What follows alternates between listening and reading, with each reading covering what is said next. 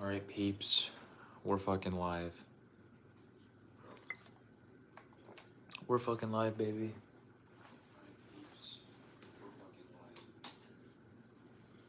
Maddie already in the chat, dude. I literally just fucking started like a minute ago.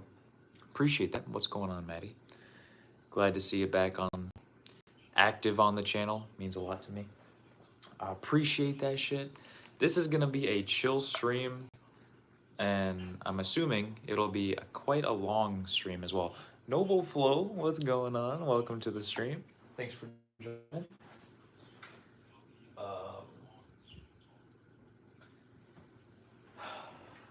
Appreciate y'all, really do. So in tonight's stream, you read the title. That's good, Maddie, that's good. It's good to be going good. It really is. I'm going pretty good right now. I got a Baja Blast, so I mean, life couldn't be any better. Anyways, you read the title. We're showcasing my entire retro gaming collection in this live stream. We're gonna take a look at all of my PS1 games, all of my PS2 games, all of my Nintendo 64 games, a few DS games too, throw those in there, might as well. But as you can see from the background, we have a lot of stuff to go through today. So this is gonna be a very chill stream, and I'm gonna be showing y'all my entire retro gaming collection, and I appreciate y'all joining.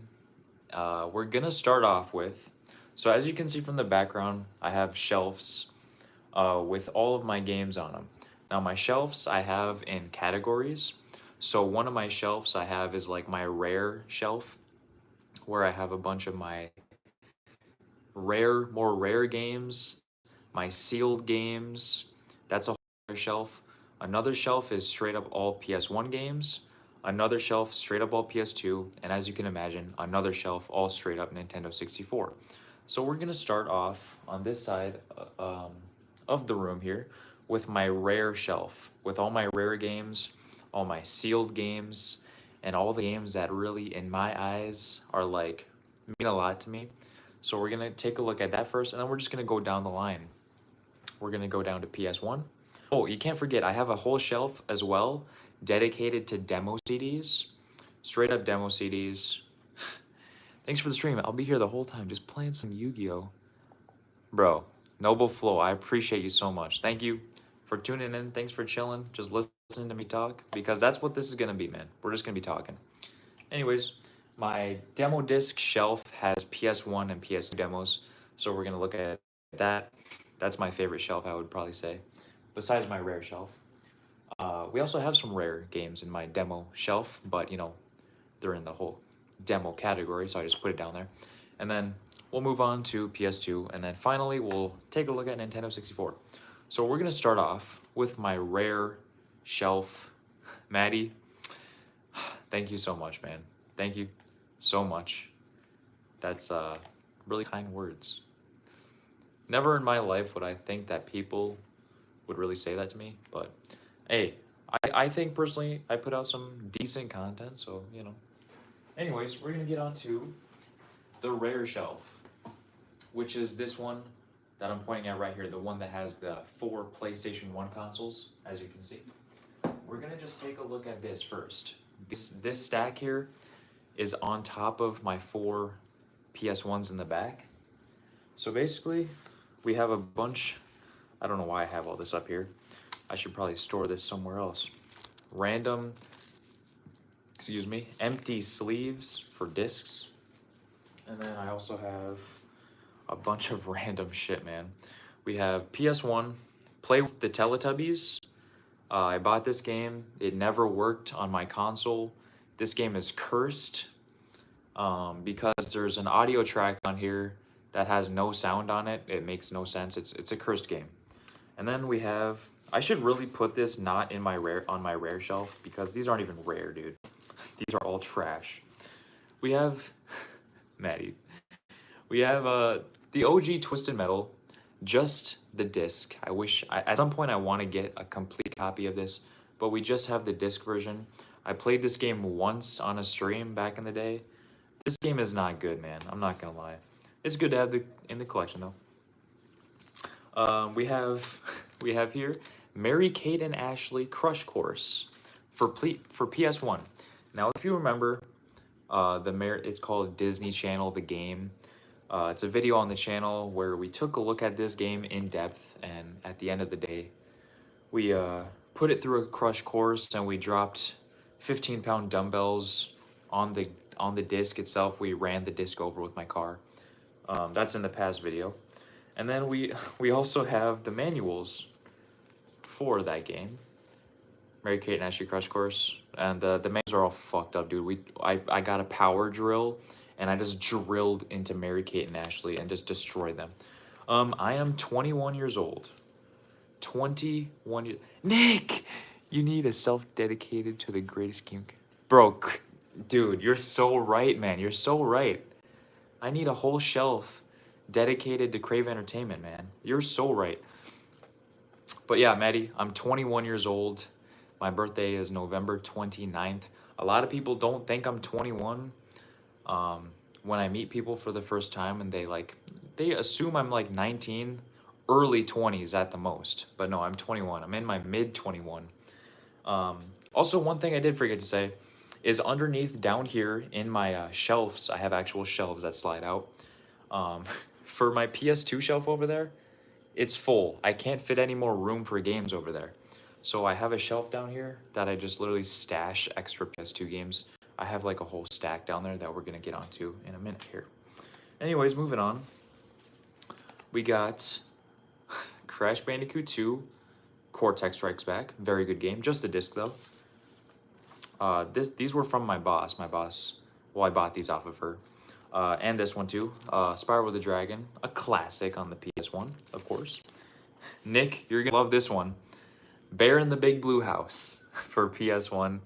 You're gonna love that one, Nick. Boom, there we go. Bear in the Big Blue House. I have another copy of that as well. If you remember, I think this game was like the fourth or fifth video on this channel. Me and my buddy Tate played it. If you remember from way back in the day, like 8 months ago. Yup, you already know, Nick, you already know. Super Trucks Racing on PS2. Now, this is one of, like I said, like the fifth video I must have posted. I don't remember exactly, but this is, we made a video about this a long time ago. And of course, with this one, you can't forget, man. If you'll remember the Christmas special from last Christmas, one of my most favorite videos to ever make and release. The Grinch, the Blockbuster edition. So I bought this off of eBay. It's a legitimate Blockbuster game, The Grinch, as you can see on the back here. Yo, you saw me at A&W. When did you see me at A&W, dude? Listen, Maddie, if you see me at A&W, don't be afraid to talk. Don't be afraid to talk because, you know, I don't know if you're there unless you say anything because, like obviously I don't know what you look like, so I wouldn't know you're there. You know what I mean? So don't be afraid to talk. Anyways, it says, yes, The Grinch. The Blockbuster edition, of course. It says Blockbuster video on there. This was from what was that? January, March, April, May, June, July. August 13th, 2001. The tag says August 13th, 2001. That's before I was even fucking born. And look at the disc. You got the Blockbuster sticker. Property of Blockbuster Video. Very cool. And then we have this piece of paper here from the actual Christmas special skit. Meet me here, E. John J. Street. Very fucking stupid. Anyways, moving on. I'm gonna not put this back up there because these aren't even rare. I'll just leave these here for now. Now, moving on to the actual rare games, I have this very random, I don't think this is rare, but I have it up there anyways, just because I don't know where else to put it. It's a Japanese game. I have no idea what this says, but of course I can't even play this. It's a Japanese game. From what I know, the dude at the game store told me it's like a collection of mini games or something like that. But here we go, it's a Japanese game. There. Here's one thing I really do want for PS2 that I could totally buy off eBay. It's like $35 maybe. It's the McDonald's demo disc on PS2 with like, it has like these mascots on the cover art and it just looks creepy, but I really want it. So there's the Japanese. Moving on. Moving on here, we're gonna pull out this. The Grand Theft Auto Collector's Edition for PlayStation 1. Now this incorporates or includes the first 3 Grand Theft Auto games ever created on PS1. Grand Theft Auto London, and GTA 2. And it's the Collector's Edition, which is very cool. We're gonna slide these out and take a look. Ooh, and it comes in this nice, it's a pretty good quality case. It doesn't have a whole lot of wear and tear to this, so I'm really happy about. I'm pretty sure I spent $80 on this collection here. One thing I really love is the branding between the 3 games. They all say Collector's Edition on the top, so you know they're part of like a Collector's Edition set. And the PlayStation logo on the side is white instead of the normal black or green if it's the greatest hits. So they all have the white, which I think looks really good. I know that there's plenty of other Collector's Edition bundles with PS1 games like Spyro and Army Men, and probably, yeah, there's a Crash Bandicoot one as well. They all have the white little border on the side, and shit. Holy shit, man. I need to be careful. Okay, it looks good, it looks good. Bro, I'm getting too excited right now. Way too excited. I'm sorry, baby. You okay? Anyways, and I believe 2 of the 3 of these games come with posters. I'm sorry. Just came across your channel.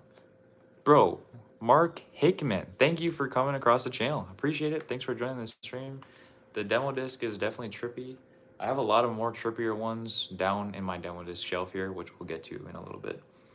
But yeah, let me open up one of these. They do have posters, not this one, but here's what's cool. It says out now, GTA Vice City on PS2. So they released this bundle like way after the PS2 was out. But here, these other ones have posters in them. So like GTA London, as you can see, we did videos on all these games in the past on the channel. So here we have the poster as well. And I think you know the GTA games on PS2 as well gave you posters with the games. So we'll get to that in a little bit. But that is the collector's edition little bundle here for GTA on PS1. That's on the rare shelf here. Now, for my most expensive game that I ever bought, this is probably the most rare game I have in my collection, no joke. So I spent $280 on this game way back in the day. It's been a while. It's been at least 2 years since I bought it. $280 I spent on that. I believe I got it off of Amazon, maybe? I don't think it was eBay. I think I got it off Amazon. Anyways, it is Pepsi Man on PlayStation 1. The most rare game in my collection, I believe. It is a Japanese-only game, and I have never played it. This is the one that I really want to play, but of course, it's an only Japanese copy, so I need a Japanese model PlayStation to be able to play it. Thank you, Maddie. This hat is very wonderful. I've had it for about a year, a little over a year. It's doing me well. I really like it. It's Masters of Hardcore. It's a music label company that does like that releases like hard style music for like, you know, rave music and kind of stuff. That's what I like to listen to. Anyways, at some point I really am I'm gonna get a Japanese console PlayStation model. I love a Pepsi Man skin for Spider-Man. What game was that in? Was it one of the I know one of the Spider-Man games like had like a Pepsi Man reference or something. I don't know, man. Not too familiar with it, but Pepsi Man. This I love the Japanese, like just all Japanese text. Also the just the design of this is just beautiful, man. I mean, look at the Pepsi branding is just on there, and it really pops out. Like it just looks so good. Look at that. That looks beautiful. And the disc is basically the color of the Pepsi logo, the red, white, and blue. Very cool. I'm a big fan. And then if we pull out the manual here, inside of the manual is even more cool. So we have drink, and the Pepsi Man is pointing at you. Drink your Pepsi, kids. That's what he's telling you. So we open this up. Look it's already like the branding is just amazing. Look, it's just a big Pepsi bottle. Let's play the game. We're gonna pop it open. It's a picture of the Pepsi Man drinking a Pepsi, and then the contents. Very cool, man. I really am a fan of this. And the blue it's a nice color of blue. And then it just shows you the controls. It's all in Japanese text. It shows you the levels that are in the game. Stage 1, I don't know how good the quality stream is right now, but hopefully you can kind of see this. Stage 1, San Fran. Stage 2, New York. Stage 3, Texas. And 4, Pepsi City. I'm really want to play this game. And at some point, I'm going to buy a Japanese console PlayStation to play it. So that's Pepsi Man. And like I said, I spent $280 on this game. My most expensive game I've ever bought. And I'm very proud of it, even though I've never played it before and I really want to. Very happy with the purchase. And I have it just sitting. Oh yeah, shout out to my buddy Nick as well for getting me. Yo, Nick's in the chat. How many calories in that Pepsi? Hold up, Nick. The dude Nick Wally in the chat bought me this Japanese Pepsi bottle, which I have on the shelf behind the Japanese Pepsi Man game. How many calories? Well, if it's a diet, then I think we know the calories. But I believe this isn't a diet. So I don't know how much calories is in a normal can of Pepsi, but shout out to my buddy Nick for getting this. I usually have it set up here, and then I prop this game open like this, just like that, with the Japanese Pepsi in the background. It's a very cool game that I have just displayed out in the front. You can see it like just instantly. Most expensive game I have. Really happy with that. Next up, we're gonna move on to another prized possession stack. My sealed games. Sealed PS1 and sealed PS2. Let's take a look.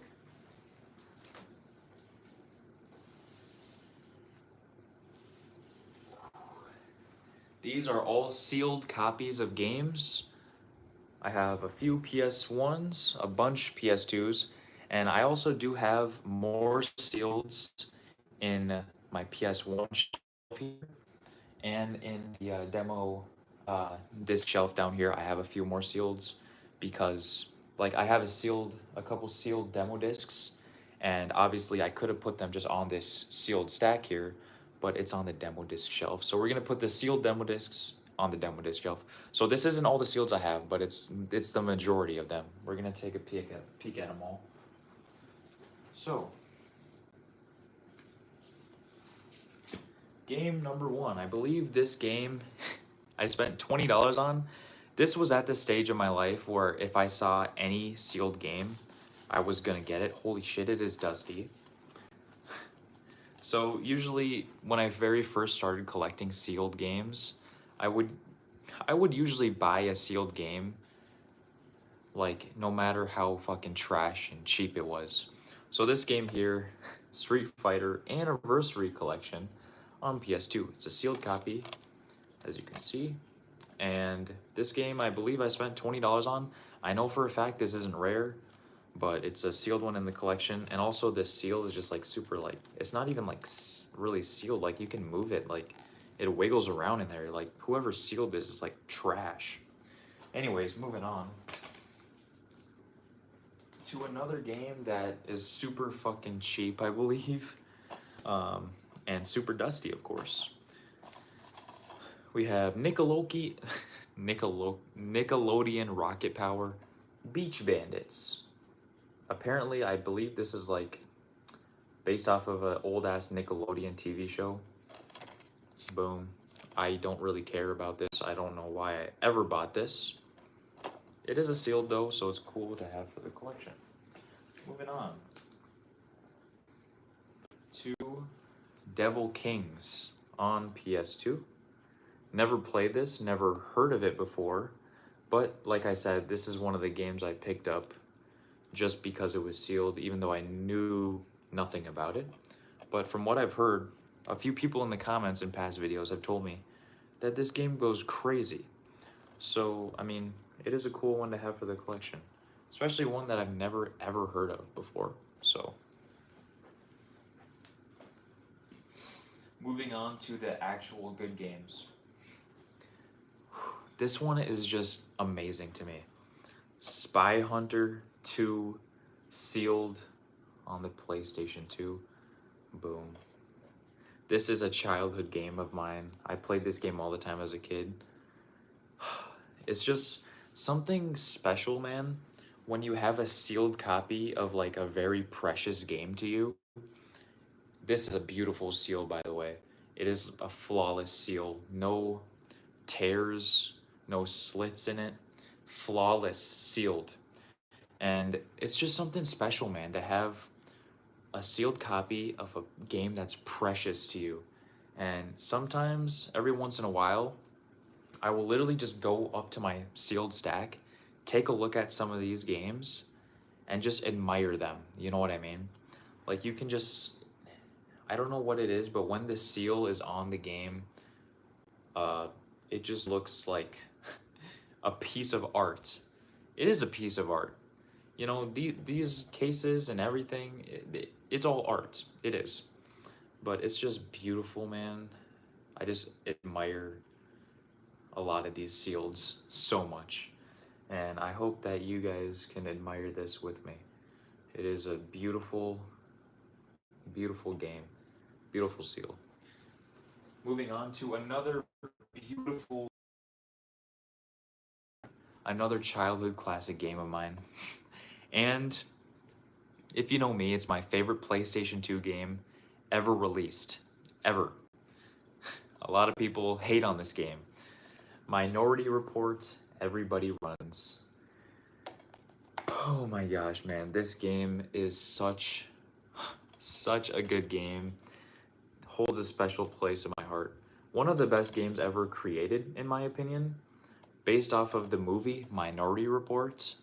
Minority Report, Everybody Runs. This is one of the very first ever PS2 games I've ever owned on my console, way back in the day. This is as well another beautiful seal.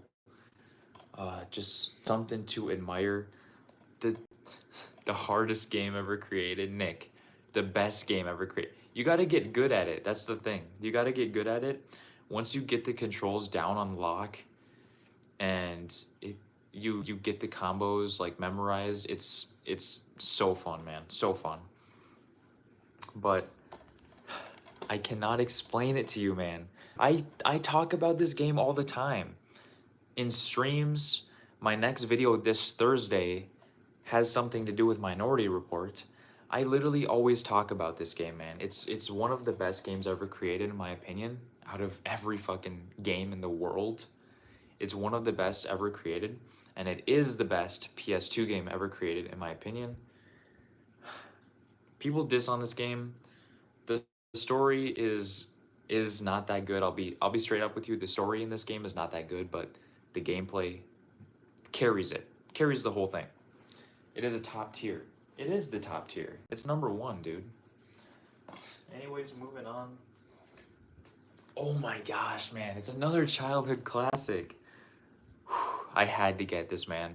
The best Lego game ever created, in my opinion. And also, if I'm gonna be honest, another one of the best video games ever created in the history of the world, behind Minority Report, Lego Indiana Jones, The Original Adventures.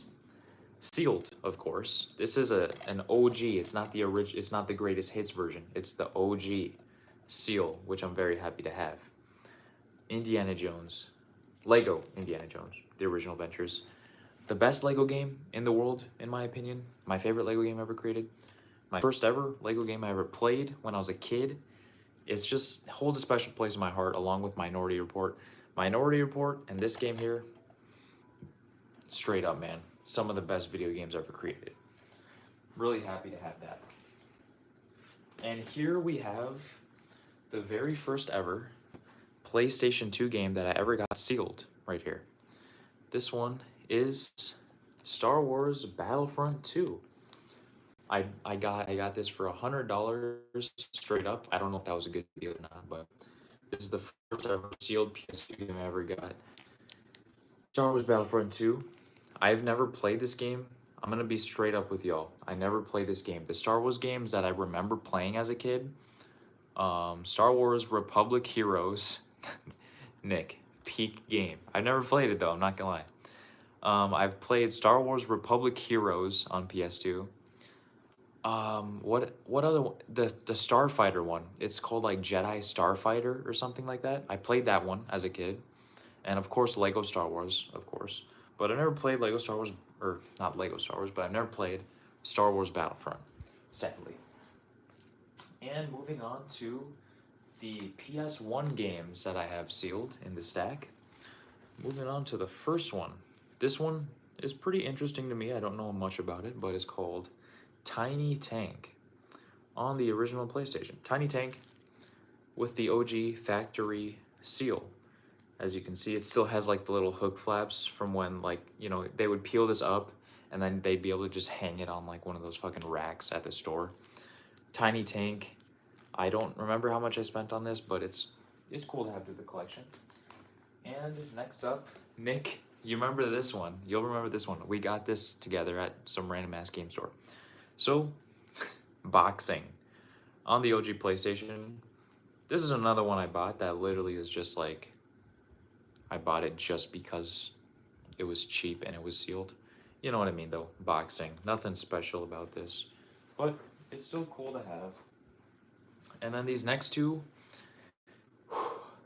okay, this next one here, I really want to play it, but this is the only copy I have. And obviously I'm not going to open the seal. Yep, you already know, Nick, boxing. But we have Twisted Metal Small Brawl. I really want to play this game, man. I've wanted to play Twisted Metal Small Brawl ever since I was a kid. Because in one of the demo discs that I used to have as a kid, they had a Twisted Metal Small Brawl trailer, not like an actual demo. They had like a trailer for the game, and I would re-watch that trailer so much because, man, I've still never played this game before. I really want to. Twisted Metal Small Brawl. Sealed copy, of course. One thing that does suck is there is a crack in this seal when I bought it, but you know, what are you gonna do about it? This one has a few cracks as well, and it is Twisted Metal 3 on the original PlayStation. I love this cover art, I'm not gonna lie. I think it's a good cover art. It's just a good ass cover art in my opinion. Sealed, of course, Twisted Metal 3. So that concludes, as of right now, boom, the sealed games that we have. And that concludes the top shelf here. And we're already been live for 30 minutes. So this is gonna be a long one, boys. Let's just put this back nice and carefully, and then we'll move on.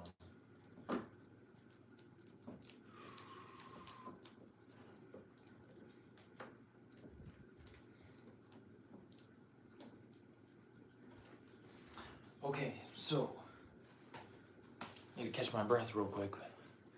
Drink some Baja Blast.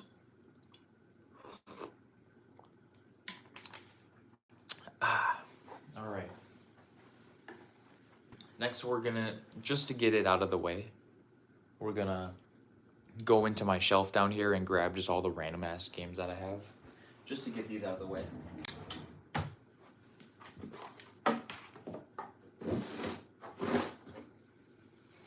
So this is all of these. We have a couple more down there too. Jesus, they're dusty.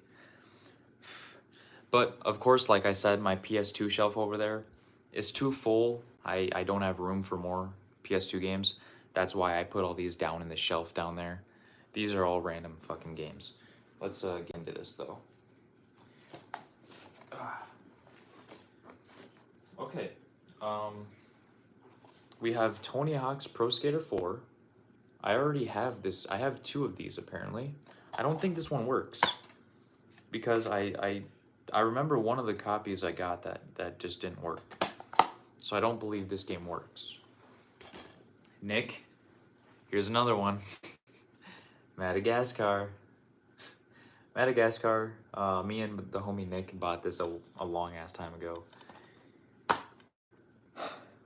I played it for 10 minutes and then I never played it again. So there's a, and this is a greatest hits. Holy shit. That wasn't even a good game, dude, and this is a greatest hits. Yep, you see me, Nick. Next up, we have this one, which I also did a video on way back in the day on the channel. Boom. Tom and Jerry, War of the Whiskers. Me and the homie Tate filmed a video about this game way early on in the channel's life. Also, I don't know how I didn't say this already. We hit fucking 500 subscribers. 500 subs, man. We hit that shit. All thanks to the viewers. All thanks to the viewers, we hit it. Really grateful, and I'm hyped, and I'm hyped to see what the future of the channel is gonna be. So I'm grateful for that shit, you guys. There's gonna be 2 specials coming out very soon. More info coming very soon. Next up, we have this, which as well I made a video on back in the day. Fugitive Hunter War on Terror for PS2. This is a game where you basically go to kill the most wanted fugitives of like the most wanted list in America. I haven't played it ever since I filmed that video, so I mean, it's literally Mortal Kombat with guns. Mortal Kombat has guns in it too though, so I mean, it's not that good, I'm not gonna lie. A lot of these games here, okay, literally every single game here, except for a couple, I've made videos on in the past. Now this game here takes the cake for the most amazing cover art in all of gaming. ESPN Track and Field. Now, I mean, look at this cover art. Like, let's be real, man. This is the best cover art ever created. I don't know who this guy is, but he's like, I don't know what screenshot they took this from. Also, look at him running right here. Like, he doesn't even look like he's running. He looks like, you know, they told him to like act like he's running, so we just did this. And then they took the picture and then they just slapped it onto the fucking cover art. Like, that just looks so terrible. I don't know who came up with this, but it's the worst cover art I've ever seen in my entire life. Like, bro, they did this man dirty.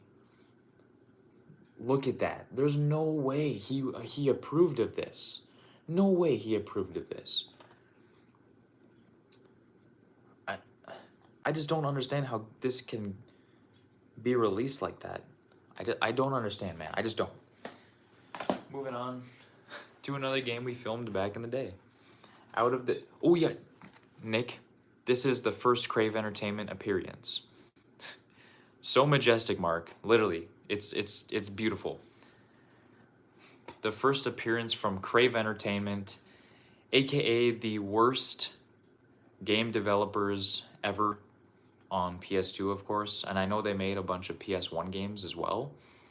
But I've played so many games by Crave Entertainment on PS2, and not one of them was good. Not one single one was good. So out of the chute, I don't know who this game was targeted towards. It's a bull riding game. You ride bulls. You're a cowboy and you ride on bulls and try not to get kicked off. I don't know who this was targeted towards. Like, literally, what kid wanted a bull riding game on PS2, man? Oh yeah, now we have the Walmart receipt. Because there was a Walmart receipt when I first bought this game. Let's see, what's the date? 2013. Boom. Somebody in 2013 bought this game at Walmart. And that's kind of crazy to think that in 2013, bro, Nick, let's be real here. Creative Entertainment's an L. Let's be real here. It's crazy to think that back in 2013, they were still selling PS2 games at Walmart. Now, the PS2 was released in 2002, I believe. I don't know exactly the day, but I believe it was 2002, the year I was born. And it's crazy to think that in 2013, they were still selling PS2 games in Walmart. Oh shit, I just dropped that. Oh my gosh, dude. Jumper, there's still sand. Okay, if you guys never saw the video where I teleported to Florida, Jumper Griffin story. There's sand. The sand, oh my gosh, dude, it's fucking going everywhere. There's sand in the case here. Holy shit. Bro, look at all that. That's all sand. This is sand from Florida in my fucking Jumper Griffin story game. All of this sand is from Florida. It's still wet? Bro, the disc is still wet. That's water from the ocean on this fucking disc. Holy shit. I have Florida sand on my fingers. Oh my gosh. This game is fucked. This game is fucked. This case is broken 100%. Anyways, moving on to My Street. This is one game I used to have as a kid. And we played it on a stream a while back, honestly. It's not that good though, I'm not gonna lie to you. It's pretty trash. Nick. Creative Entertainment, appearance number 2. Another game me and Tate reviewed back in the day on the channel. VeggieTales, Larry Boy, and the Bad Apple. This game is shit. Absolute garbage. Crave Entertainment, as you can see. Larry Boy saves the day. This game is absolute garbage. I don't know who thought this was a good idea. Let's see. A value lesson in fighting temptation. Sunday morning values. Saturday morning fun. Parental egg timer for easy control for how long kids play the game. I don't know who fucking thought this was a good idea, man. I really honestly don't. Anyways, oh, another Crave Entertainment. George of the Jungle and the Search for the Secret. This is one of the worst Crave Entertainment games I've ever played, man. I'd rather play Larry Boy instead of this fucking game.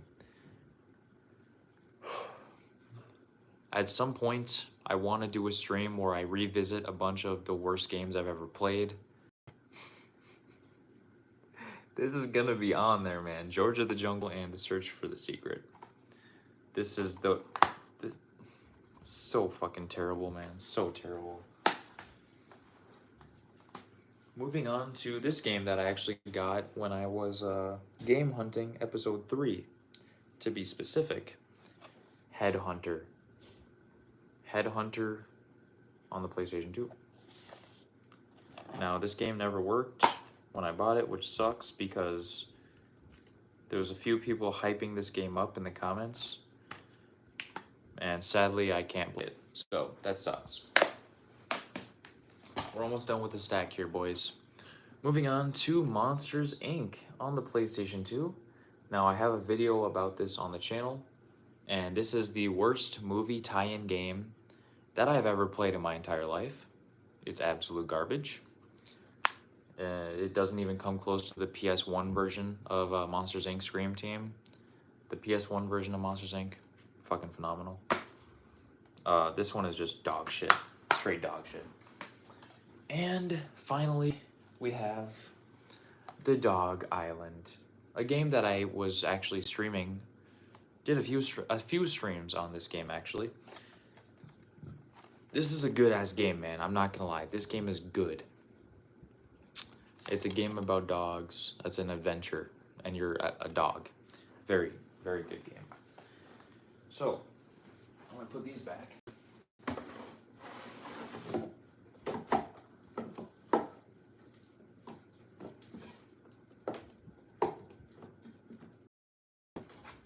We have two more too. I'm just gonna roll through these. MTV Celebrity Deathmatch. I bought this like over half a year ago and I've never played it yet. And another one, this one I bought like about a half a year ago and I never played it yet. Lucinda Green's Equestrian Challenge. I don't know who this game was targeted towards, but I've never played it yet. Expect a video on that game within the next year. So, now we can move on to PS1. Now we are going almost an hour into the stream. We're gonna finally move on to my PlayStation 1 collection, which is this shelf right here. We have a lot of games to get through. A lot of these I'm not really gonna have a lot of detailed explanations about. A lot of these I've never played before, but we're gonna roll through these here. Starting with this stack. I'm just gonna show you this real quick. Okay, let's see here. 1, 2, 3, 4, 5. 1, 2, 3. I have 5 games right here. Jimmy White's 2 cue ball. Boom. Jimmy White's 2 cue ball. Check this out. Not 1 Jimmy White's. Boom. Not 2 Jimmy White's. Boom. Not 3 Jimmy White's. Boom. Not 4 Jimmy White's. Boom. Bro, I got 5 copies of Jimmy White's 2 cue ball. Let's go, baby. And 3 of them are sealed. These 3 are sealed copies as well. Not any copies. These are sealed. And then we have 2 that are opened. I'm on the mission to get the biggest collection of Jimmy White's 2 cue ball in the world. Guinness World Records. Boom. So we have 5. Yes, Nick. 5 Jimmy White's 2 cue ball copies. At some point, once I reach 20 copies of this game, we're going to have an insane video drop on the channel. That's a fact. So there we have 5 copies of Jimmy White's 2 cue ball. It all started because Jimmy White's 2 is so good. I mean, obviously, it is a good game. I'm not going to lie. Like, straight up, no satire. It is a good pool game. It actually is. I'm not going to lie to you. My end goal before I die is to have 20 copies. These games are cheap too. This game is cheap. A sealed copy of this will run you like 15 bucks. No joke, it's that cheap. So I could really go on a bulk. Well, not really go on a bulk, but I could buy these in bulk off of eBay one of these days, which I honestly might do. But 5 copies of Jimmy White's 2 cue ball. Yeah, baby, you already see. And like I said, 3 of them are sealed. But you can see the tags right there. So that's pretty cool.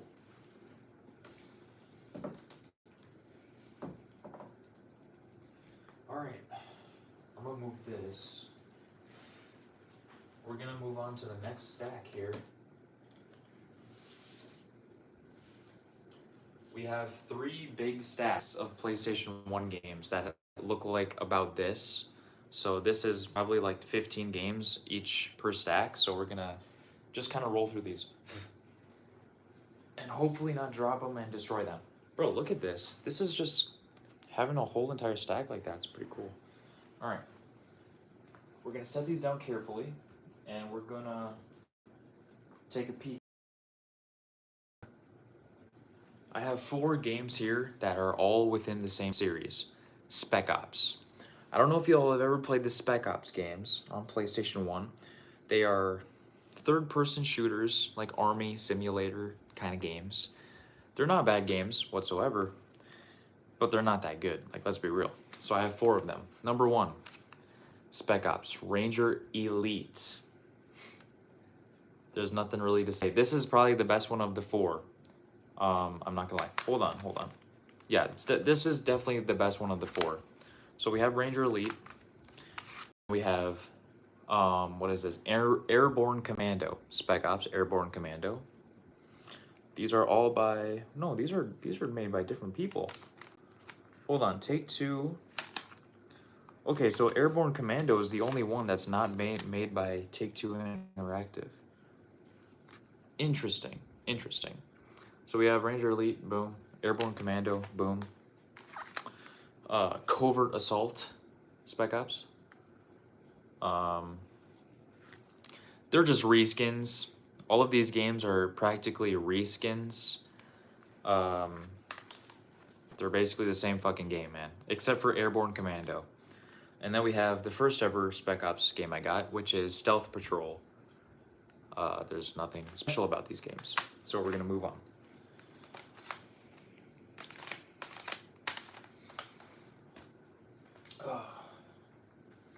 All right, hold up.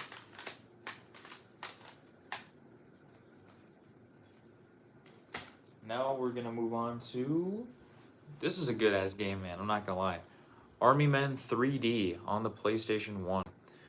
Now, this is based off of those like plastic army figures, I'm sure y'all know, from like Toy Story and shit. And it's based off of, it's made into a game, Army Men 3D. This is a pretty good game. The one I really remember from as a kid, I believe it was on Nintendo 64. I used to play it all the time at my grandpa's house. It was Army Men 2, or Army Men Sarge's Heroes 2. Sarge's Heroes 2 on Nintendo 64 was fucking fun. That's one, like this Army Men game here is kind of set in like kind of a battlefield setting, like an actual battlefield. But let's say, like from what I remember from Sarge's Heroes, you're in like a kitchen, except you're obviously a small little plastic fucking army man, but you're in like this big ass house, and there's other guys shooting at you. It's a fun game.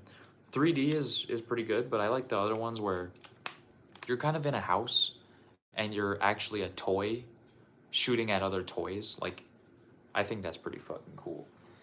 Anyways, moving on to Tom Clancy's Rainbow Six, the first ever Rainbow Six game created, and it's on PlayStation 1. I know a lot of people be grinding out on Rainbow Six Siege or whatever the fuck they be playing nowadays, but this is the OG, Rainbow Six. This is not a bad game, man. I'm not gonna lie. This is a good game. It's a first-person shooter, as you can imagine, with a lot of strategy involved. It's not a bad game whatsoever. Ooh, oh my gosh, man. This game is a childhood classic. This is such a childhood classic, man. This one here is my childhood copy. Spider-Man on PlayStation 1. The best Spider-Man game ever created. Hands down. This is the best Spider-Man game ever created. Spider-Man on PS1. And I don't have the front manual for this. I don't know what happened. I must have lost it as a kid. But I was lucky enough to find another copy that has the front manual. And it's not the greatest hits version. As you can see, this disc is just kind of plain and basic. But this disc here, as you open it, the Spider-Man logo is actually yellow, which is very, very cool. Boom. And we have the front manual as well. So Spider-Man is the best Spider-Man game ever created. And like, let's be real, man, that cover art, and like no joke whatsoever, no joke. This is one of the best cover arts ever in gaming. Fucking hands down. It's super basic, but it is so good, man. It's so good, man. I'm not gonna lie. Anyways, moving on. Ooh, we got, this is another, Stan Lee would be proud. I don't own any copies anymore. Mark, you need to pick yourself up a copy of Spider-Man. Dude, Stan Lee's intro, I can Oh my gosh, man. Especially in the first game. So good, bro. Stan Lee's intro. Welcome, true believers and newcomers alike. Stan Lee, co-creator, or Spider-Man Stan. I don't know exactly. Spider-Man, co-creator Stan Lee here. Once again, we find our hero, Peter Parker, better known around the world as the amazing Spider-Man, in a heap of trouble. But this is just the beginning, Spidey fans. So get ready for a superhero action thriller, packed to the brim with thrills and chills, twists and turns, more webs than you can shoot, and of course, non-stop web swinging, wall crawling action. Come on, give me some props. Give me some props for that shit, man. Moving on to another childhood game. Crash Team Racing. Straight up childhood, bro. Like, come on. Who never played Crash Team Racing? This is just a classic on PlayStation 1. I remember raging at this game at my grandma's house when I was a fucking kid. It's just a good kart combat game, honestly. It just is. Very good. Okay, so here we have two of the same games once again. Crash Bandicoot Warped on the PlayStation 1. In my opinion, the best of the three on PS1. The best of the three. Crash Bandicoot Warped. And we have two. Boom. Here's what's cool about this. This is just a basic ass normal one, right? Nothing special. But this one I got from my boss. I bought it off of her, of course. It's the holographic, it has the holographic cover art here.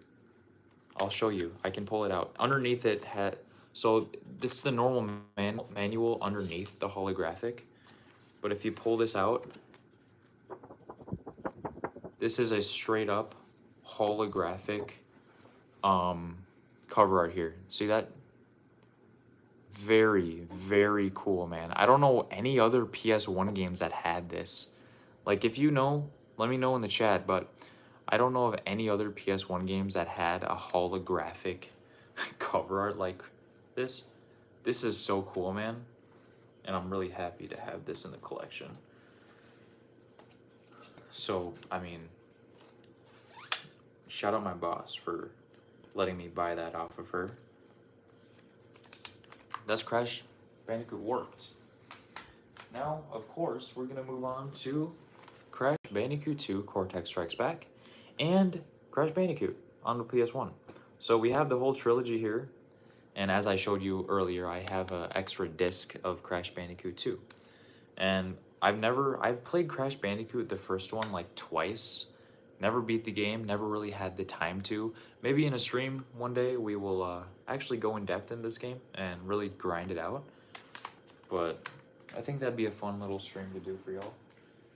Moving on, we have another classic series on the PS1, Spyro.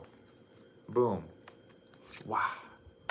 Spyro the Dragon. And Spyro 2, Ripto's Rage.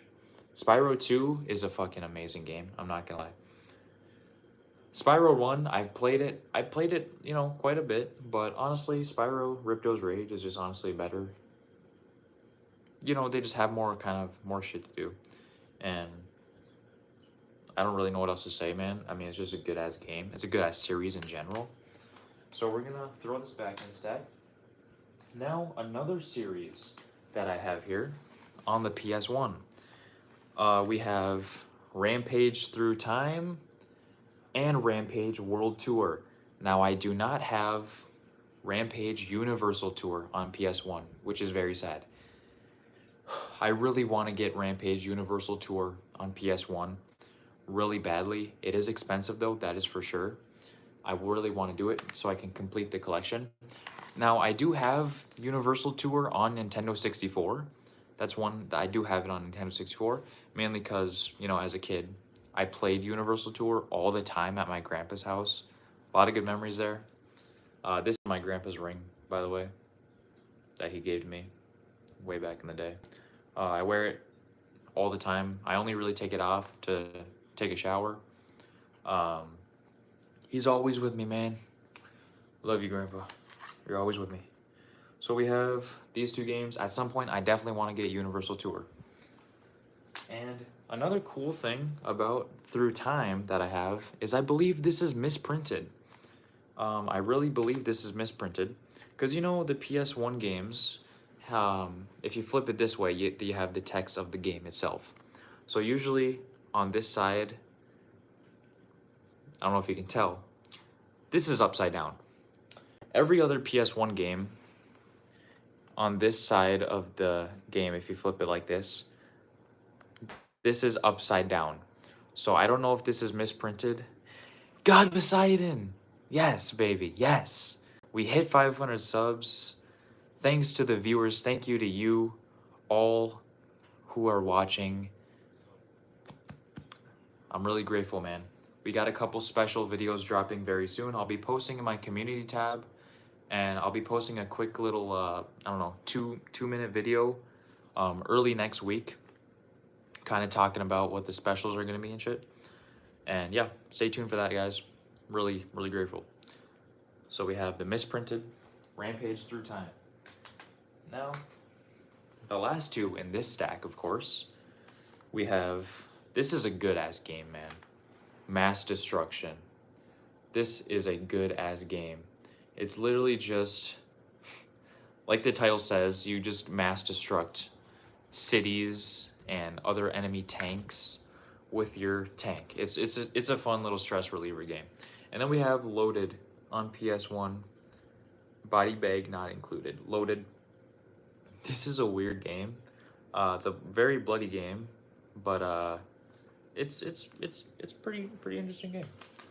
So that concludes stack number 1 off of my PlayStation shelf right here. We have 2 more stacks to go. I'm gonna try not to like talk so much in between, but you know, the longer the stream doesn't hurt, you know. I'm trying to get watch hours. So we're gonna put this back.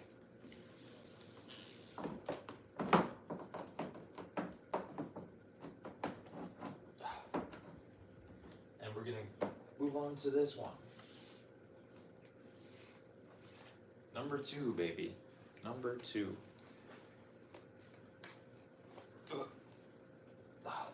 One thing I'm not a fan of with these PS1 cases is how fragile they are because they're plastic and they can crack pretty easily. That's one thing I'm not a fan of. But other than that, the PS1 jewel case, you know, game cover, little containers are my favorite game cases of all time, the PS1s.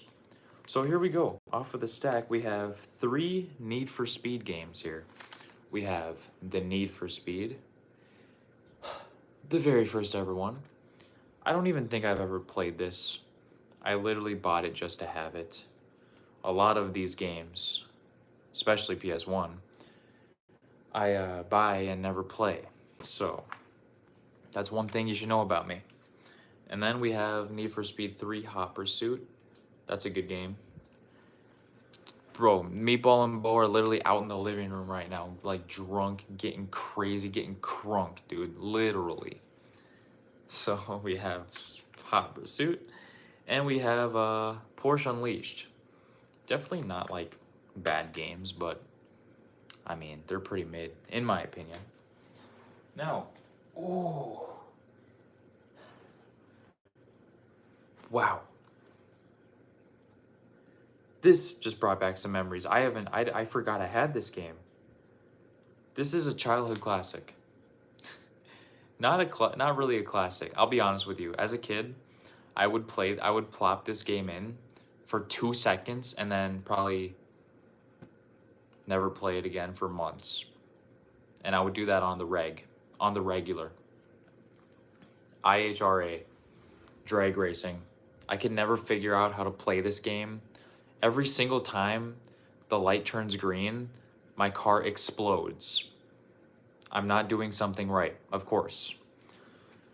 It's a drag racing game. What do you expect, you know? This is my childhood copy as well, I'm pretty sure. IHRA Drag Racing coming soon to PS2. Yay! And it's it's created by the one and only Bethesda, so the Bethesda Studios. Like, they started out with some fucking bangers, man. Like, you know, they got Fallout and all this shit, Skyrim, I believe now. But nah, IHRA Drag Racing. Y'all be sleeping on this. Y'all be sleeping. All right. This game is a good ass game. Midway. Let me just say, Midway made some of the best PS1 and PS2 games. Of course, the creators of Mortal Kombat, Spy Hunter, Rampage, they have some fucking banger of series. And here we have San Francisco Rush. Extreme Racing by Midway. Very good game, I'm not gonna lie to you. It's an arcade racer.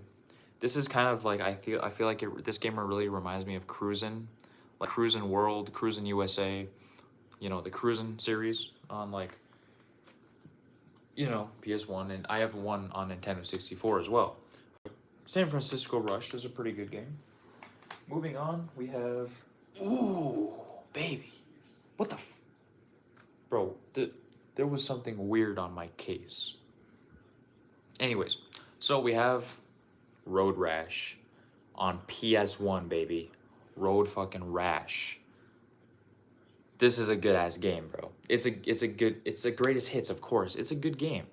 You roll up on motorcycles. You can kick and punch your opponents off of their motorcycles. It's very fun. One thing I really remember back the old Dashy games, you know, Dashy games. He played Road Rash on one of his videos. I don't know how, it's probably been at least 10 years since that video came out, but I remember watching it. That's all I gotta say. Road Rash. It's a good ass game. It's a good ass game. So here we have, ooh, we're getting to Twisted Metal. So PS1 Twisted Metal games. We have Twisted Metal 4. I'm very sad that I don't have the front manual. One thing I never really understand is how I lose the manuals as a kid. Like, how the fuck do you lose the manual when you're a kid? I don't understand. But, you know, I have the copy. There's nothing special. This isn't really that good of a game anyways. But moving on to another Twisted Metal classic. A lot of people think this is the best Twisted Metal game. Twisted Metal 2. This is a childhood game for me. I played Twisted Metal 2 all the time. Holland Field of Screams. I would always play that mission on challenge mode for hours. Mr. Slam and Thumper, they are my homies. They are my top tier characters in this game. Thumper is top tier, number one slot. And then Mr. Slam. I love Mr. Slam. But yeah, Twisted Metal 2, childhood game. It's you know, looking back at it nowadays, now that I'm all grown up, it's not that good of a game. I'll be straight up. It's not that good of a game. Twisted Metal Black is probably, it's definitely way better than that. Twisted Metal Head On is even better. I'm not gonna lie. So, yeah, that's Twisted Metal 2. Moving on to the sports titles. Activision, Tony Hawk. But before we actually get to Tony Hawk's, we're gonna talk about Matt Hoffman's Pro BMX. I bought this game, I played it once, and I've never played it ever again. So it's a common theme with me, of course, to buy especially PlayStation 1 games and play them once and then never play them again. The main thing is that I just buy them just to have a bigger collection. That's kind of the goal. Anyways, ooh, that's a nice disc. Look at that. Tony Hawk and Boom Boom Sabotage? Bro, Nick, you remember trying out the demo? Bro, Mark, straight up, man. Straight up. The demo, one demo I really remember playing was Pro Skater 3 on PS2. The Sean Palmer's Pro Snowboarder demo. That was such a fun demo, man. Such a fun demo. But Matt Hoffman's Pro BMX. I should probably play this game again. I haven't played it in so fucking long. Anyways, Nick, you gotta stop slacking, man. Start the YouTube channel. Start the shit, man. I'll help you out. Invite me over. We can do some movie reviews. Like if you really think about it, there is no point in waiting to start. because that only delays your progress. The longer you wait to start something new will delay your progress. You know what I mean? So that's my advice to you, Nick. Now, moving on to the actual Tony Hawk games. Starting off, I can't believe this game was even on PS1. We have Pro Skater 4 on the PlayStation 1. I've never played this version. I honestly am very curious to see how this version compares to the PS2. Even then, I've never played the PS2 really. I've played that version maybe twice, and I've only done it for Free Skate. But I should definitely check this out at some point. I'm curious. And now we have Pro Skater 3. Definitely not a bad port on the PS1. The PS2 is obviously superior, but definitely not a bad one. It's very good. And of course, you cannot forget Pro Skater 2, a lot of people's favorite. A lot of people love Pro Skater 2, me included. I think it's a very good game. I did stream this a while ago and just kind of grind it out in a career. It is a very good game. I'm not gonna lie. It's not better than Pro Skater 3 on PS2, but it is very good. And we have the OG, of course, Tony Hawk's Pro Skater. Looking back at it, definitely doesn't stack up to the other versions, but it's the one that started it all. There's no manual in this game, of course. No reverts, no spine transfers. A lot of shit was not in this game, but you can't really complain because I honestly, I wasn't born when this game released, but I really do wonder how the world was back in the 90s, dude. I was born in 2002. And a lot of the times I really wish I was born so I can experience the 90s, man, because a lot of people are saying that the 80s and 90s especially is like peak humanity. I wish I could have experienced the 90s at least, you know. The PS1 releasing, the Nintendo 64, just such a like amazing time of in the world for gaming and shit. I wish I could have experienced that. Anyways, moving on to we have GTA 2. Not the collector's edition like I showed you earlier. It's just the normal ass edition. First Tony Hawk game. The first one on Nintendo 64. I'll get to that later, but I do have a Tony Hawk game on Nintendo 64. I need to catch my breath, dude. Talking so much. Yo, Nick, you're gonna like this one. Boom. Bear in the Big Blue House, baby. I know you like that. Also, Nick, we need to situate a time on the weekend or whatever that I can come over and we can film part 3. I'm gonna have to put in a 2 weeks notice to get it off of work, but I definitely pretty soon, maybe in like August or something, we should definitely do that. But we have Bear in the Big Blue House. Let's go. Bear in the Big Blue House on PS1. It's a classic, man. You can't lie. Now, this is among one of the worst PS1 games I've ever played. Sabrina, the Teenage Witch, A Twitch in Time. Now, I have a video on the channel where we reviewed this, and it's one of the worst games I've ever played in my entire life. Across all boards, across all consoles, it's one of the worst. I mean, look at the screenshots they took from the game. It's just absolute dog shit. All right. Ooh, we streamed this a while back.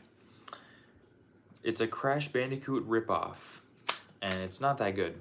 But Eminem's Shell Shocked on the PS1. There's nothing to say. This game is not that good, man. It's a Crash Bandicoot ripoff.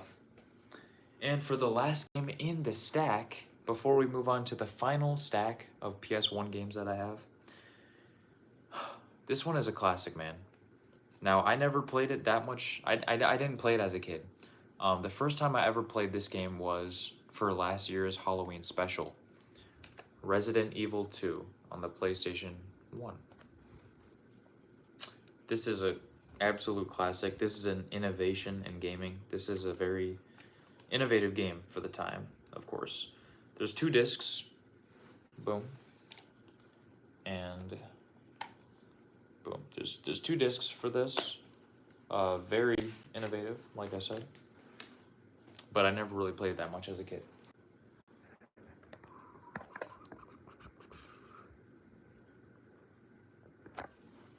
We Gucci? Alright, my bad. Lost internet connection for a second.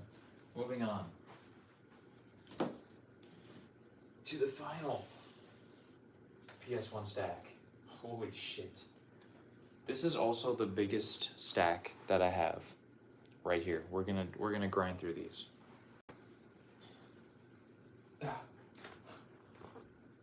Alright. Starting off at the bottom here. This is a childhood classic. Holy shit, man, I'm out of breath. Hold on a second. Take a peek at this camera, by the way. This is my Rebel SO3. I love this fucking thing. The new album is dropping August 15th, by the way. I've confirmed the date. BR8DY and the Crew, the sequel, drops August 15th, my latest album. Super excited. I'm currently in the process of getting album cover shots from everybody who's featured. That's why I have that camera out and ready to go. Tomorrow we're gonna be getting 3 album cover shots for people. Actually 4, if I'm not mistaken. Should be a pretty good day tomorrow. So, anyways, Driver 2, The Wheelman is back. This is a classic from when I was a kid. If you're wondering what happened to the case here, I obliterated this years ago when I was on my past channel. And this is another game that has 2 discs. Yeah, this game is also hard as fuck. Like, it's impossible. Boom. Frogger. He's back. This is one of the games that I bought from the game store. And I go home, you know, back when I used to live at the college. I go home to my apartment and I opened up the game. And guess what I saw? Guess what I saw? Check this out. You'll see it with me. There's no fucking disc. Like, come on. I wanted to play some fucking Frogger. And my day was ruined at that point, so that's great. I don't know why I still have this. There's no disc in there. Moving on. Okay, so we have women sexualization, number 1. Tomb Raider 2, starring Lara Croft. Of course, you know, back when Tomb Raider was first releasing, they wanted to have a girl with fat tits and think that that was gonna get the guy's attention, which it obviously did. But Lara Croft is mid. She's not a baddie whatsoever. Fight me in the comments. The game is also not that good. Ooh, another childhood classic. This is a good ass game. Bob the Builder. Can we fix it? This is a good ass game, bro. Straight up top tier PS1. I'm not gonna lie to you. I played this all the time as a kid. It's also cursed. It's cursed. August 4th, come with me and Ben Wally to the St. Cloud. Bruh, I'm down. Yo, tell me, what day is that though? I can't really look at it on my phone because I'm streaming from the phone. What day exactly is that? Like, is that like on a Monday or Tuesday or something?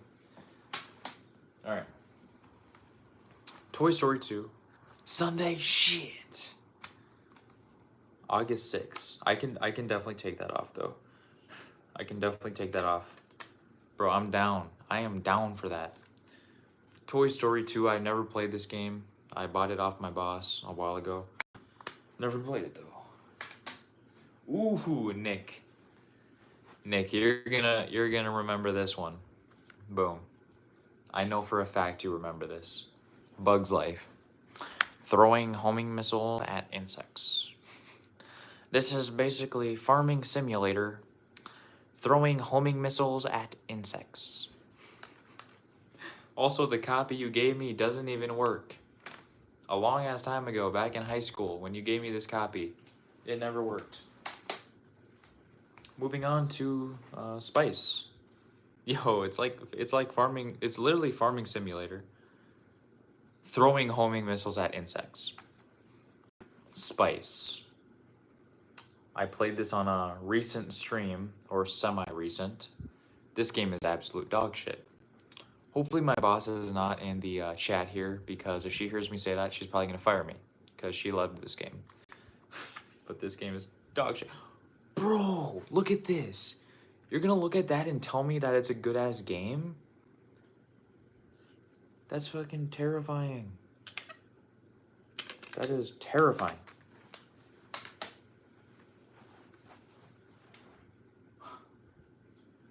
Alright, anyways.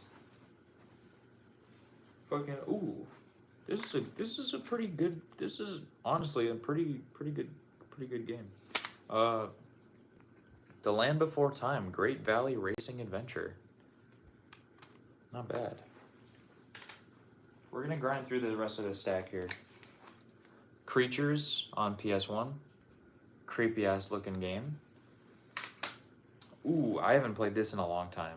Mortal Kombat Mythologies Sub-Zero. By Midway, once again. This game is good. Childhood classic, bro. Scooby-Doo and the Cyber Chase. Straight childhood classic. Ooh, I have never played this game before. This is very interesting. Huh. Hold on a second. Very interesting. This literally just caught my eye. Extreme Pinball. Never played it. I should definitely play some of these games. Ooh, this one here. Patriotic Pinball. Patriotic. I mean, you got Extreme Pinball. You got Patriotic Pinball. I mean, what else do you need? Fucking gay sex pinball. On the bucket list. Ooh, I never played this. 10-pin alley bowling. Mark, don't we all love a game of pinball? We got a 10-pin alley, a bowling game. And then we have chess. Just simply titled chess. There's no explanation for that. This is good. This isn't as good as Jamie White's 2 cue ball, but it's good. American Pool. The physics are better in this game, I'm not gonna lie, than Jimmy White's. It's less laggy, 100%. Jimmy White's 2 cue ball is laggy as shit, but it's not better. I love in Jimmy White's 2 cue ball how you can like go on the slot machine and shit. Pipe Dreams 3D. Very interesting game. They came up with some weird ass shit back in the day, dude. Oh yeah, baby. Elmo's Letter Adventure. Phenomenal game. I haven't played this in so long. Holy shit. Asteroids. The classic arcade game on PS1. I haven't played that in a long time. And then we have, oh man, I want to play this now that I look at it. Bosconian? Holy shit, dude. Look at this. The Namco Museum. I have Volume 1 and Volume 3. Oh my gosh. Let me tell you, Bosconian on Volume 1. Bosconian right here. I went fucking crazy in Bosconian. I'm not gonna lie. Absolute crazy. And then this one has Dig Dug. This one does not have Dig Dug. They both have Pac-Man. Oh, this has Miss Pac-Man. The Tower of Draga. Bro, I remember this one PS1 or fucking DS game. Namco Museum. I think that's all it was called. Namco Museum on the DS. I fucking went crazy in that game. And they have... I don't think they had Bosconian, sadly. But they had... what's the mouse game? Bro, I can't remember what that one mouse game is, where you're running from the rats or whatever the fuck. I can't remember, but I went crazy in that. So, everybody, that concludes all of my PS1 games. Not really all of them, but the that concludes the PS1 stack of games that we have here. I'm gonna put these back now, catch my breath.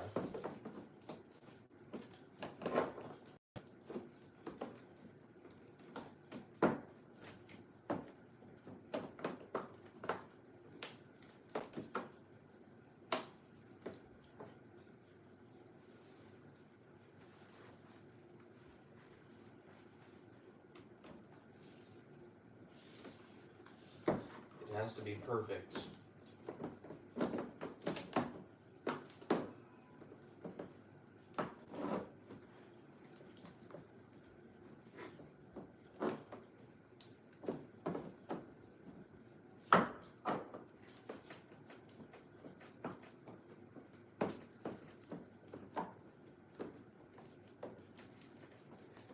I think you know what I mean, dude, when I say it has to be perfect. Also, check out these cool stickers I have. Boom. QR code at the Brady Show. I have one of these on my car. Just thought I'd show you that. Moving on to, I need to get me another Baja Blast. Hold on. I have a mini fridge ready to go with Baja Blast. Advertisement, bro. Smart water? Oh shit, oh shit, oh shit. Hold up. We're gonna take a quick break. I've been live for an hour, 20 minutes. I need some Cheetos. A man's gotta eat, dude.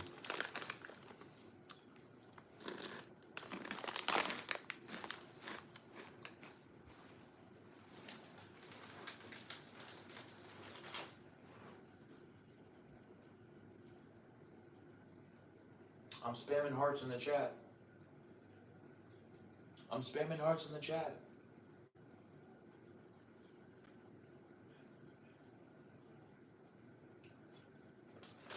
Also, I need your opinion on something.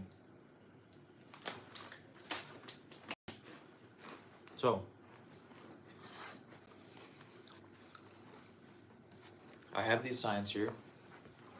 Local YouTube celeb, BR8DY, from the BR8DY show.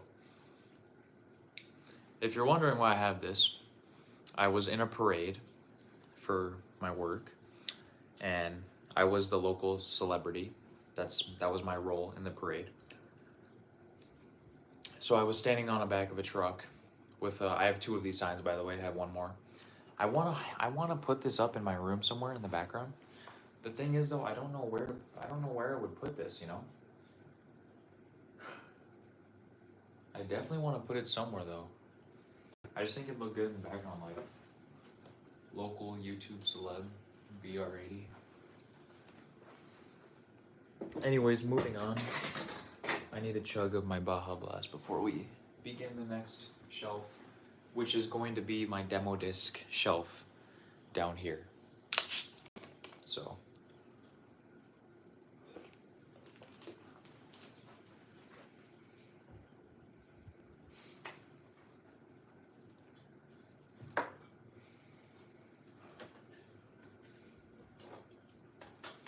We're gonna grab this big ass stack first.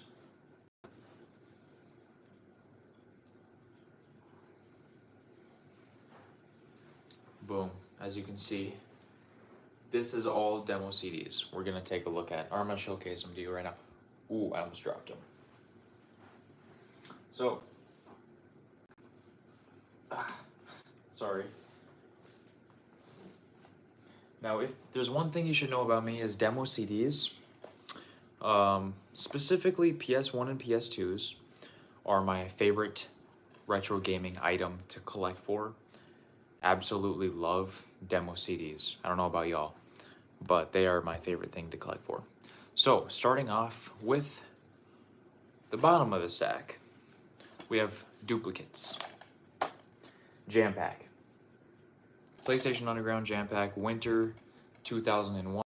Here's what's cool. One of them has a manual, which is very good. It's a complete copy. One of them does not have a manual, so I guess it's good that I have duplicates.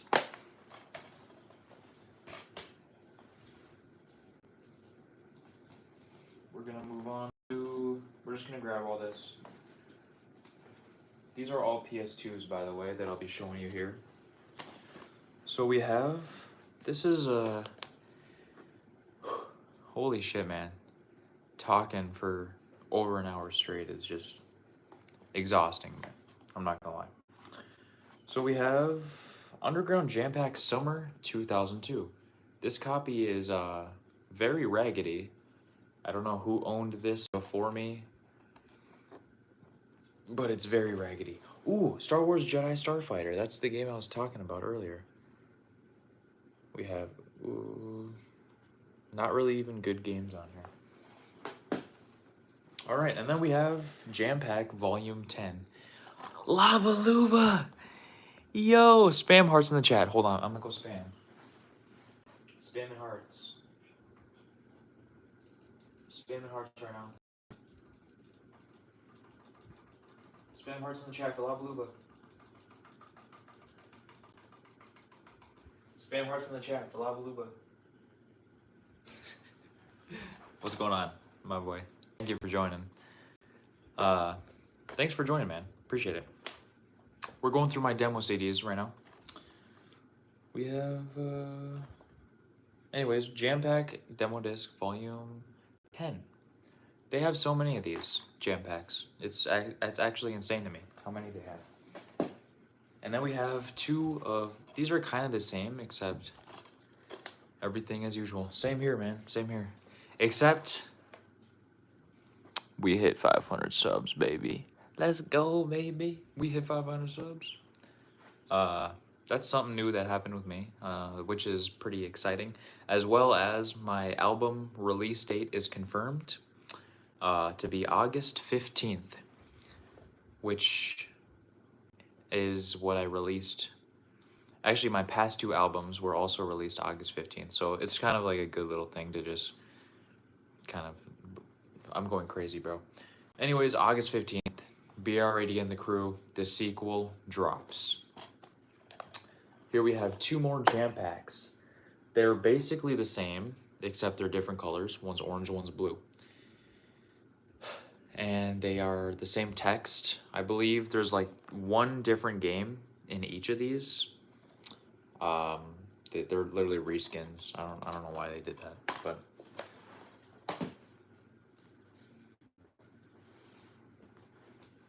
all right, we got ooh, more reskins, baby. We have this. These are literally the same but different color, just like before. Of course, I had to get both of them though because they are variations, and I'm trying to collect every single variation. So we have Winter 2003 Jam Pack. I mean, we're just going down the line of Jam Packs right now. We have Volume 12 Jam Pack demos.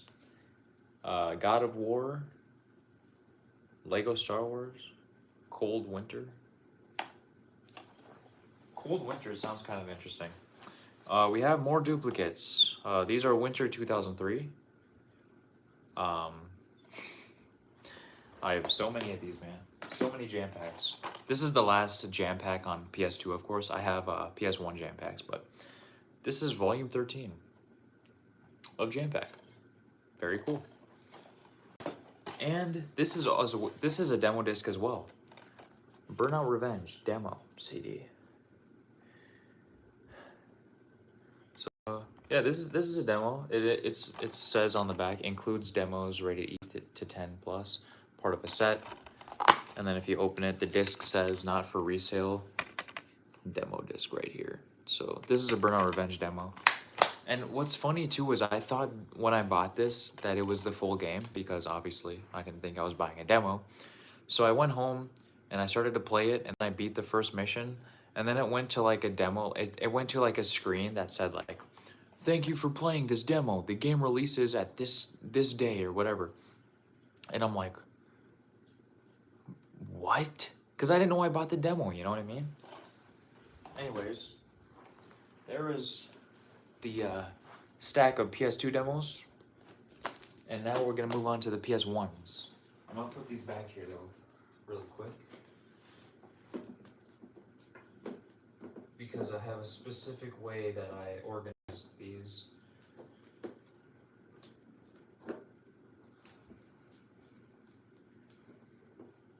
And they have to be straight. No.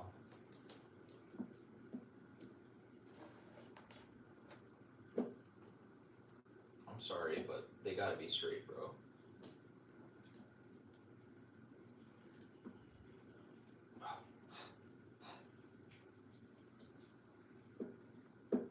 I have OCD. Alright, moving on. Well, let me show you this one last one, actually. The last PS2 jam pack that I have. It's pretty dusty. It's a sealed, by the way. This is a very good find, by the way. I believe I spent $10 on this. This is straight up such a fucking good deal.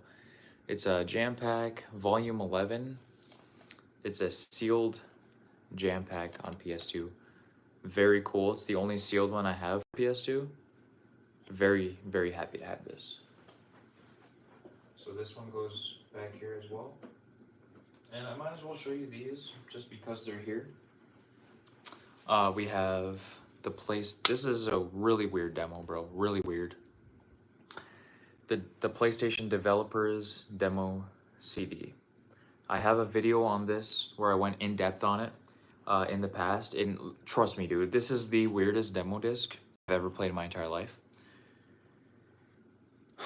Just, if you want to see the video, go check it out. You'll see what I mean. And then I might as well show you this since I have it in my hands. This is very cool demo disc. Check that out. It's kind of like a newspaper. So we're gonna flip this open. It's a Spyro the Dragon demo CD, as you can imagine. We flip this open once more, and it's like so much shit to read. Like, I don't know if you want to pause the video and read this, but so much shit you can read. It's basically like kind of set up like a newspaper, because it says like Spyro and Laura's torrid love affair revealed. Like, they're fucking each other, like, even though Spyro's a dragon and Laura is like a mid bitch. So Spyro is actually down bad if he's going for that shit. But anyways, we have the Spyro the Dragon demo CD. Just Spyro the Dragon, of course, which is very cool to have. I'm a very, very big fan. No wonder.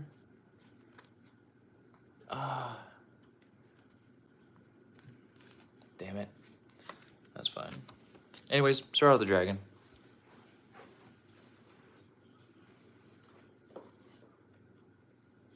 So now we're gonna take a look at my stack of PlayStation 1 demos. We're gonna look at the jam packs. And then I also have a bunch of the ones that are just like the sleeves, which are very cool, that we're gonna take a look at. So here are the jam packs on PS1 that I have. These are duplicates, I believe. Summer 2K. Yes, these are duplicates. We have Summer 2K. We have Winter 99, it looks like. Boom. Very cool. We have Fall 2001. Very cool. And then we have the very first ever jam pack. The very first ever one. So that's the little mini jam pack collection I have on PS1.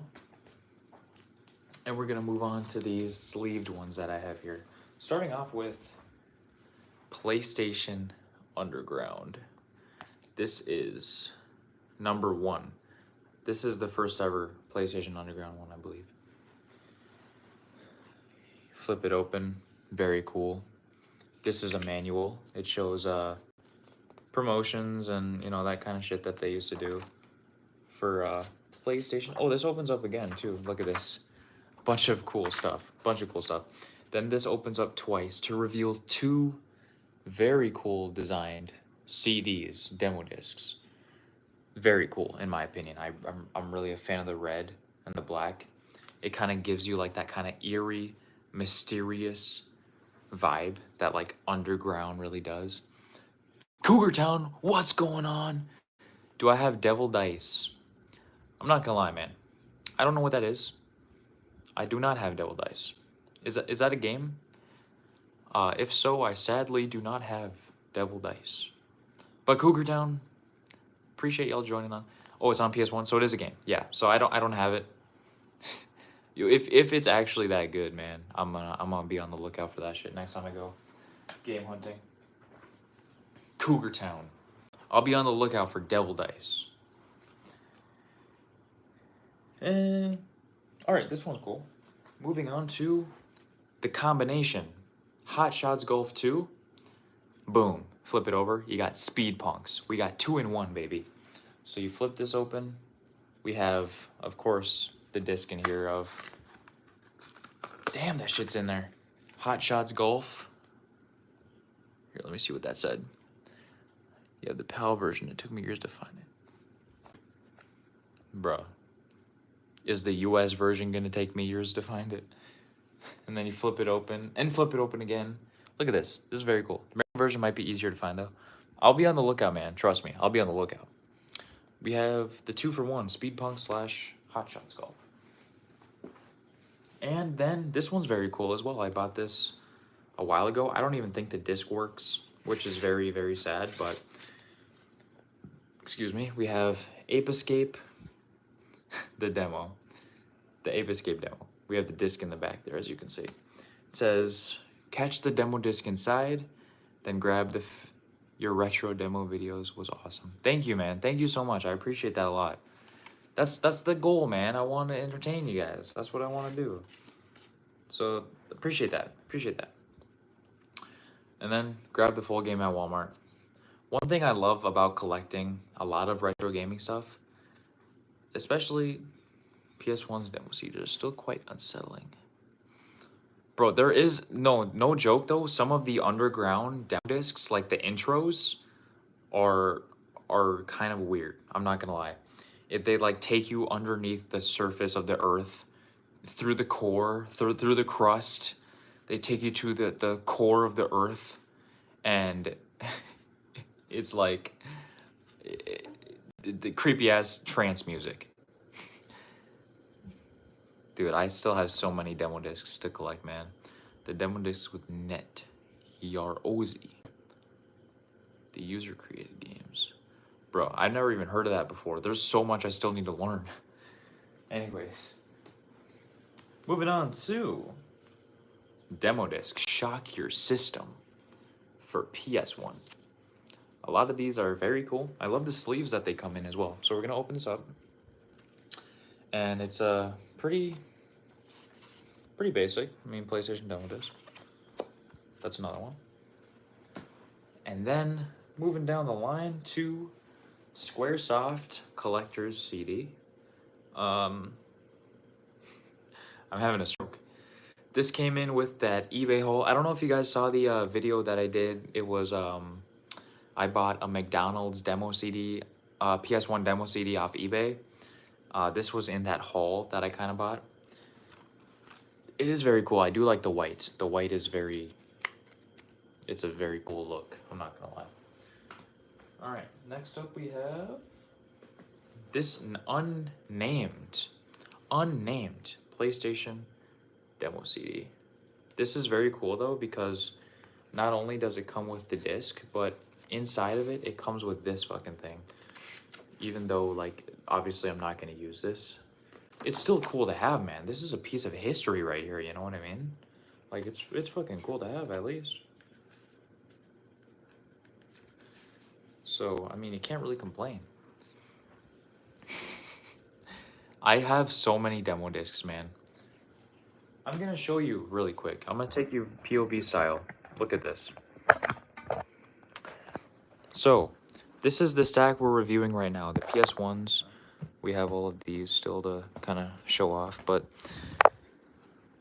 these are all demo CDs. These are demo CDs. I have this kind of displayed out. That's a demo. This is a demo. These are demos, sealed, of course. This is a medieval demo CD. Inside of this case, which I will show you very shortly, inside of that case is straight up stacked to the brim with demo CDs, straight up stacked to the brim. So we'll get to that though. GTA Vice City demo. That sounds fire, man. I love collecting demo discs for PS1 and PS2. It's just insane to me how many of these fucking demo discs are out there. You know, it's just absolutely insane to me. That's why I love to collect them, because of how much there is. It's like a PS1 dev kit. That sounds interesting, bro. That sounds interesting. I need to take a look at that. We have, oh shit, I just dropped it. Volume 3, Aido's Entertainment demo CD. This is not bad. It has Tomb Raider, which is honestly a pretty mid-ass game, but it's still cool to have, of course. Ooh, we have 2 of these. These, let me say it, the slave design of this, absolutely beautiful. I'm not about that gay shit, but the rainbow of this is very, very, very good design, I must say. We have 2 of those. Actually, I have another one of the discs inside of that sleeve over there. That doesn't have the actual sleeve, so. And thought you were locked in. Bro, I couldn't see. It was pitch black. I didn't know where to go. Because here's one thing that I have to go through when I film gameplay, like film like a gameplay on, because I have to screen capture it on my MacBook, so I'm basically playing the game looking at my MacBook screen. And for some odd reason, through OBS, it darkens the game. It darkens the game. So literally, I thought I was trapped inside that. I thought I was trapped inside that room. And I literally couldn't see where to go. I just couldn't. So, this one is very cool, man. The Toys R Us. Brought to you exclusively by Toys R Us. The PS1 Toys R Us demo disc. This is very cool, as you can see. I'm a fan of the ones that have like literally real life brands attached to them, like Toys R Us and McDonald's, which we'll get to in a minute. Here is, when I first played that Tomb Raider 3 demo, I got scared to go outside the cell too. Bro, I wasn't even scared to go outside the cell. I literally didn't know where to go. It was just dark. It was pitch black. I couldn't see where to go. We have my childhood demo disc, and in my opinion, this is the best demo disc ever created for PS1. Simply titled PS1 demo disc. Anywhere, let's say wherever, whenever, forever. Especially Lava Luba, this specific demo discs has an eerie ass feeling to it. The main menu, the soundtrack goes crazy. Like the theme song of the menu is absolute insanity. It goes so hard.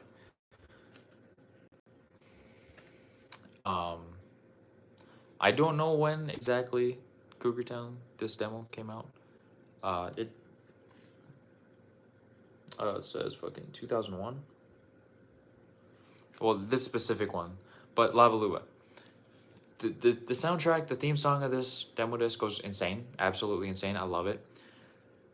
But of course, like the design, just the design of this as well, and the menu in general, and the way you go into the demos, very eerie, I must say. But just look at the darkness of this, and it's like the circles. It's like trying to pull you into a trance or something.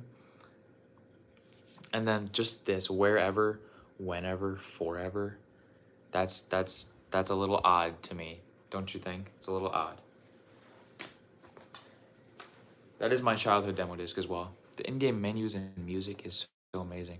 Bro, in some demo discs, 100%, man, they're banger. Straight fucking banger. But then some of them are like kind of scary. I'm not gonna lie to you, as a kid, you know the original PlayStation 1 intro? You know what I mean? The original PlayStation 1 intro, very basic, very... It's the intro, it is one of my favorite intros of all time. Some of them have copies of the same music on repeat. Straight up, man, they're looped. But the OG PS1 intro, as a kid, I was scared of it because of how eerie it was. Like, we can all admit that the OG PlayStation 1 intro is eerie. It's super, like, empty feeling. It's just a big ass white and black screen with logos in the center and a few words underneath of them. Very eerie, I must say. I was scared of it as a kid, I really was. But now that I'm an adult and I look back at it, the eeriness gives it such a nostalgic fucking feeling. The emptiness of it. Always thrilled. I was scared of it as a kid, man. I remember I made a pillow fort on my couch one day. A pillow fort on my couch, and I played Twisted Metal 2, and I hid in my pillow fort from the fucking intro. But it's an amazing intro. Definitely my favorite intro of all time from any game console. Hands down.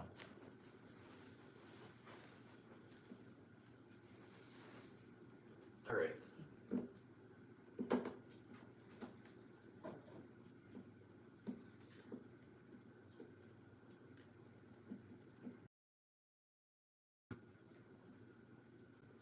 Let me take a sip of my Baja Blast. Like the TV was melting. Like, dude, it's crazy. I thought the TV was gonna explode. I think I saw an alpha video of PS1 Spidey with semi-open world. That's crazy, man.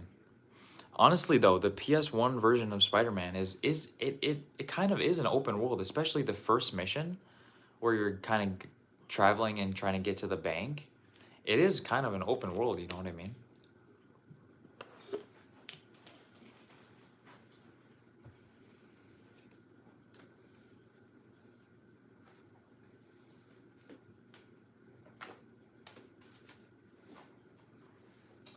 All right, we're gonna show you these ones here before we move on to the actual sleeve of demo CDs that I have.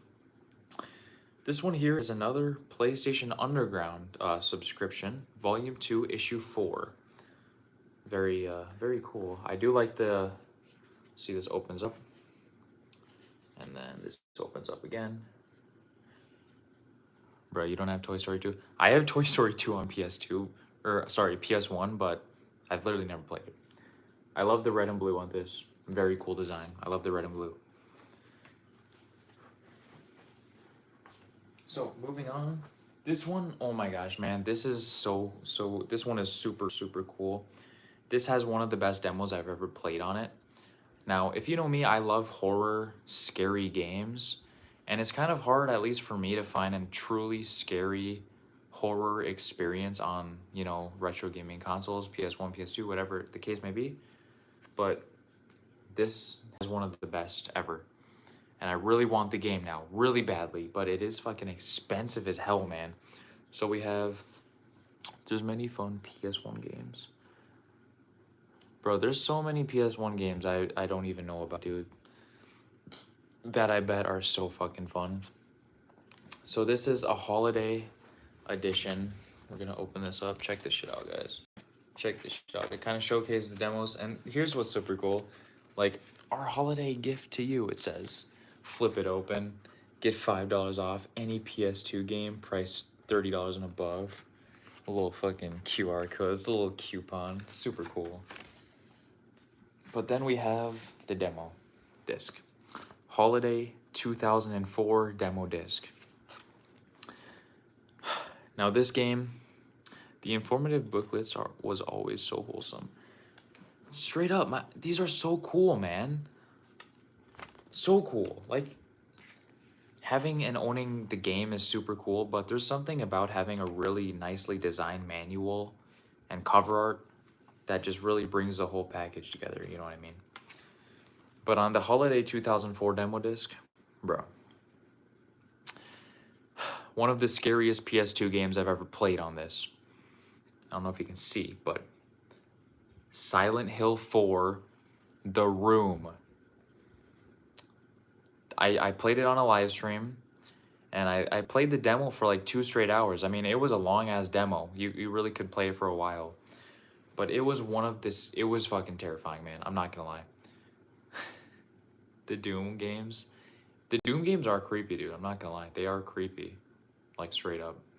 But Silent Hill 4 The Room, I need to get that. I need to get the full game ever since I played the demo. It's so good. The story, like, the kind of the plot is, like, so captivating, man. So captivating. It's one of the most cool plots I've ever experienced. And I need the full game, bro. I really need it. It's one of the coolest. So, moving on to, like I showed you this one, the Medieval PS1 demo disc for the game Medieval. Who needs alcohol when we got PS1? Straight up, man. I don't drink in general. Like, I'm 21 years old, by the way. My birthday was November 29th, and I've never been to the bar, not once. I've never been drunk before in my entire life. I've never smoked a puff of fucking anything, a cigarette, a vape, whatever. I've never done anything like that. That's something you should know about me, man. I'm a healthy ass bitch. My main hobbies are, of course, YouTube video. You quit alcohol for the PS1. It's a good trade, dude. It's a good trade. My main hobbies is YouTube, of course. I think you should know that. YouTube and going to the gym. That's basically it. That's my life.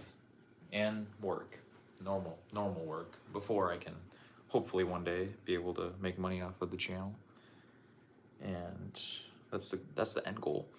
Holy shit, this is dusty as fuck. I need to take better care of these. So we have this one. I showed you this one earlier. This is my childhood demo disc, and in my opinion, the best demo disc on PS1 ever. Except it's a sealed. It is, I don't know if you can see that. You can kind of see the glare. It is a sealed copy. I obviously had to get a copy, a sealed, of my favorite demo disc. And finally, to conclude the demo disc, when did that come? Did that come with the PS1 console? Dude, I don't even know, man, because here's or was it separate? So here's the story. My aunt had back in the day, when I had a PS2 at my house, my actual house, I had a PS2.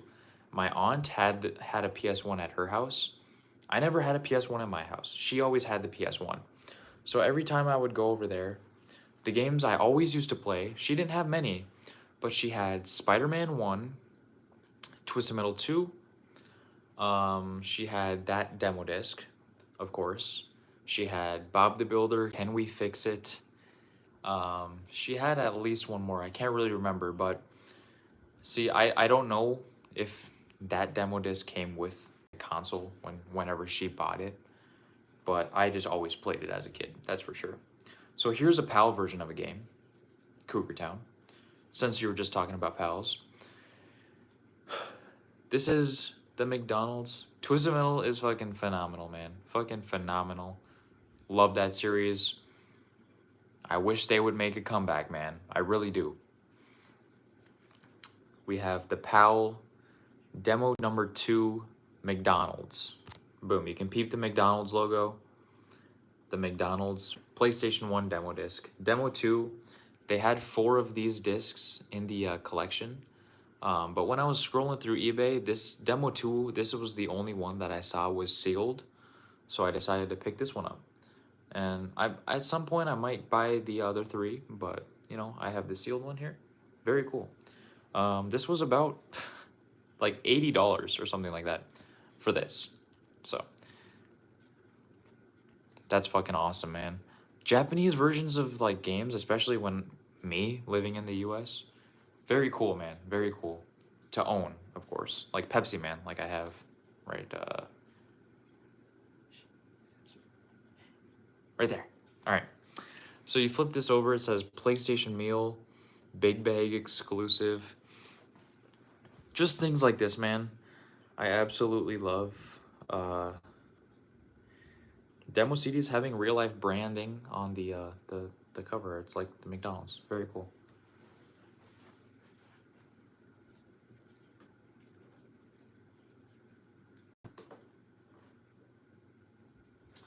All right, give me a moment here.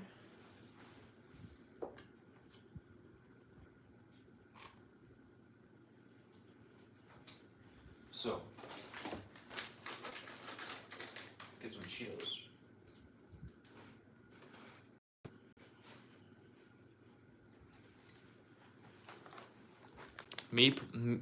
Cougar Town. I can only play, what is it called? NTSC? Yeah, NTSC. I can only play NTSC games, not Japanese games. See, I wish I had something like that, man. I wish I did. But I can only play NTSC games on my console. At some point, though, I do want to buy like an actual Japanese model PlayStation. I understand you can buy like mods and shit to be able to play like any region type of game, but I want a Japanese model PlayStation. I do. Spider-Man 2 and PS1 still include pre-9/11 cinematics. That's fucking cool, man. That's cool. I remember hearing the story about Spider-Man 2, how they had to change the ending with Electro, the ending battle with Electro. Shit, I dropped my fucking Cheeto.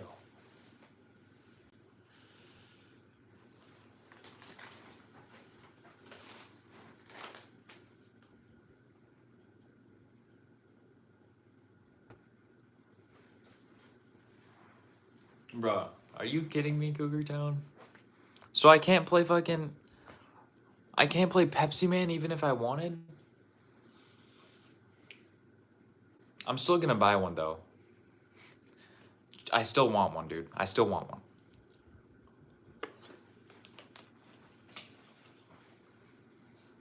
Alright.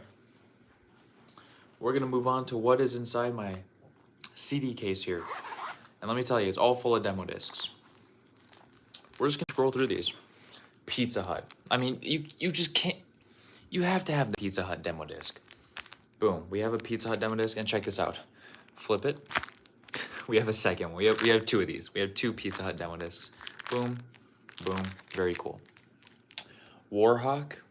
No official PS1 disc bag. Sadly, no. I don't. I just have this random ass one that I found in my closet. Here's something that I do. You know, that brings me to something that I want to show you. I found this at my retro game store a while back. Super cool, man. Check this shit out. I have it situated up here. Can you see that? PlayStation Underground carrying case. I have it set up there at the top. Very cool. I'm super happy to have been able to find that at my retro game store when I went previously. Very happy to have found that.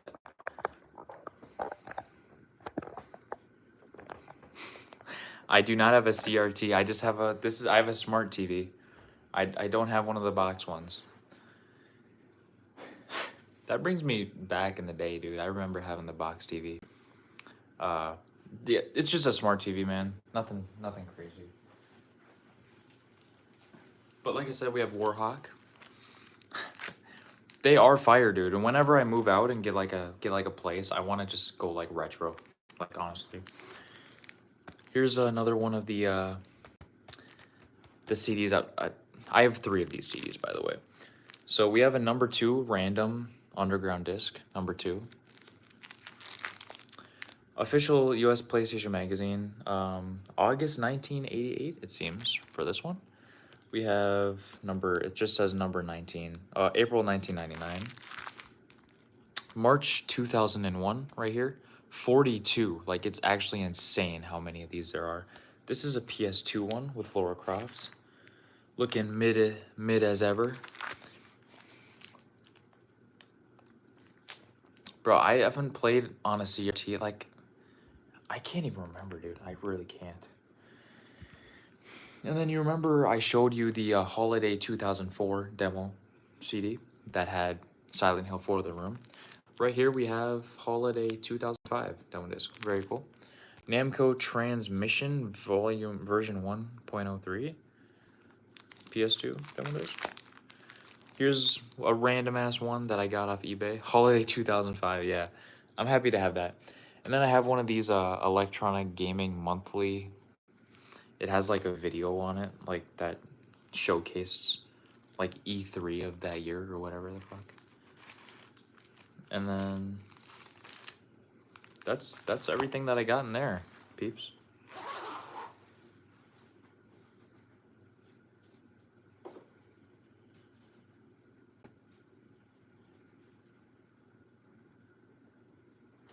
All right. So, I think it's about time. Here, I'm gonna put this back up there.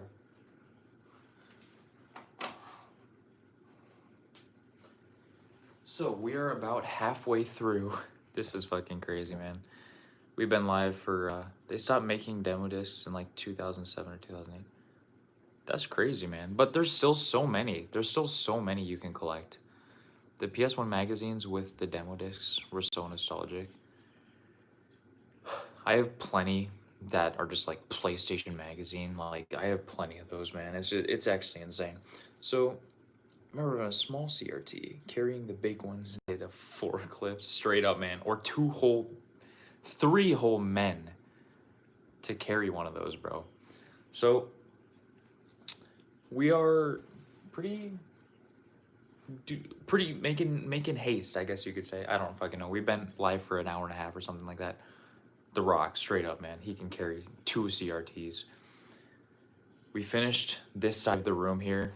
We're moving on to the final side. We're gonna show off my PS2 collection and my Nintendo 64 collection. And we're gonna start with the PS2. So let me go grab some fucking PS2 games here. And take a swig of my Baja.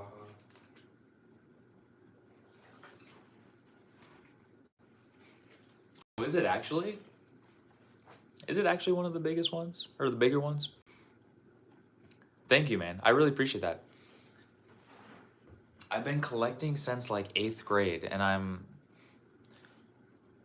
So, like, it's been like almost 10 years since I've been collecting. It's been like maybe almost 9 years. It's probably been later 8 years. I can give you a wider angle too if you'd like. I'll give the quick rundown here. So I have 4 original PS1 consoles just because I love the PS1. A bunch of... Also, check out the lighting setup we got here. I'm going crazy. Good purchase, I must say. These are all my sealeds. This is a couple of random Monster Energies. Yeah, I got a backup. I mainly use the Slim. This is my childhood Slim PS1 that I use. Here's my PS1 shelf. I have them all in categories, so this is a PS1 shelf. We've moved down to the demo disc shelf, showcasing all the really cool demos. I also have a PlayStation magazine. I really, at some point, want to get 2 more, so I can put one right here and 1 more on the side, just so it looks more like colorful and full. I want to do that pretty soon. And then we have the underground bag. I have like a bunch of random like Mountain Dew shits. I don't know, man. Here's my TV. Here's my main camera I use to film. This one here I also use to film occasionally. The first magazines were ever made. Bro, that just makes me want to like wish that I could have been born in that time, dude. So here we have my main PS1, the Slim edition, from my childhood, by the way. Oh, excuse me. Sorry about that. PS2, baby. This is as well my childhood PS2, the fat model. One thing I do want to do, since I know I have 5 PS1 consoles, I want to start collecting more PS2 consoles. That's one thing that's on my mind. I have a component switch box. Yeah, the Slim, like, compare the Slim size to the fat model. It's just insane how small the Slim is. Component switch box. So number 1 is for PS1. 2 is PS2, of course, and 3 is Nintendo 64, which I have a Nintendo 64. These things get dusty pretty often. But I love the Nintendo 64. I have good memories of it as a kid, especially at my grandpa's house. A lot of good memories. And then we move over. So I showed you all this right here. Sorry, my countertop here is a little messy.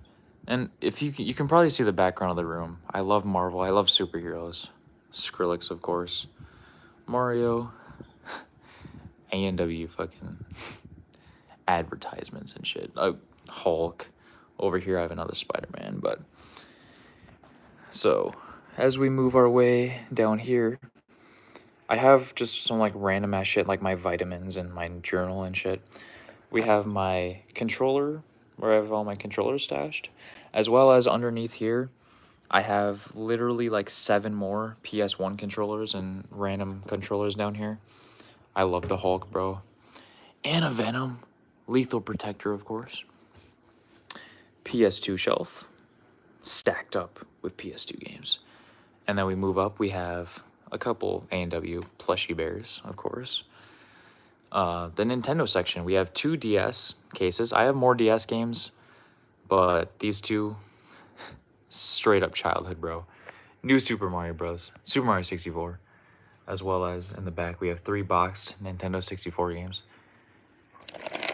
And here's my Nintendo 64 collection. Not at all big. Not at all big, at all. And then up here, we have just kind of like a random shelf with my A&W mugs and all this stuff. I work at an A&W restaurant, by the way. Yo, Labaluba, what's good? It's one of the best jobs I've ever had. The boss is amazing.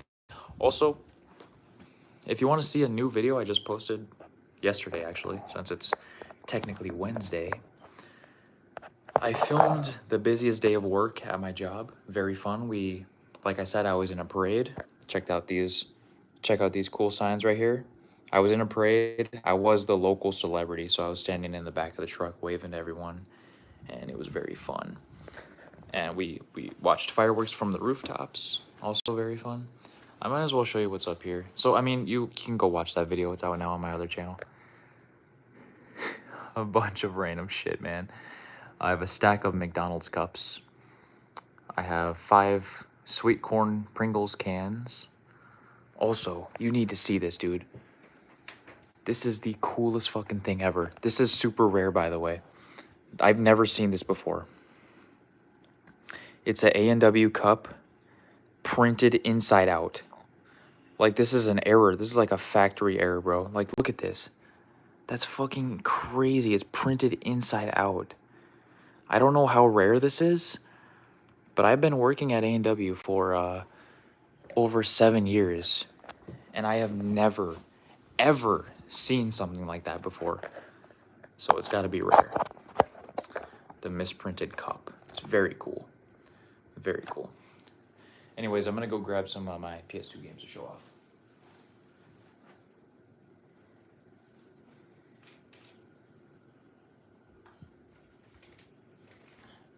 The Baja Blast coming in clutch.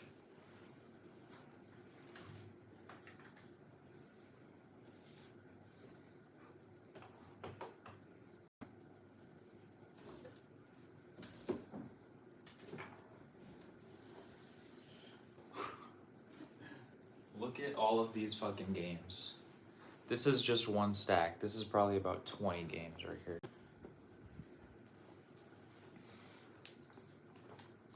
And Cougar Town, the legendary misprinted cup. It is very cool to see. It is very cool. I'm glad that I have it. Also, that McDonald's stack of cups was in one of the A&W boxes full of cups. It was just in there for some fucking reason. Bro, it is. Look. My ceiling. Look at that. I can stand on my bed and I can fit literally over 2 of me until I hit the ceiling. It's fucking crazy. So anyways, Cougar Town.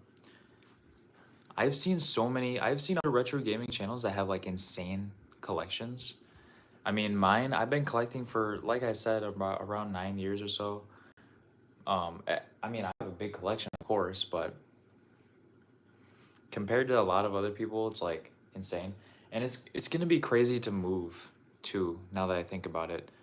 To actually move, it's gonna be fucking crazy because I'm gonna have to move so much stuff, dude. It's not even funny.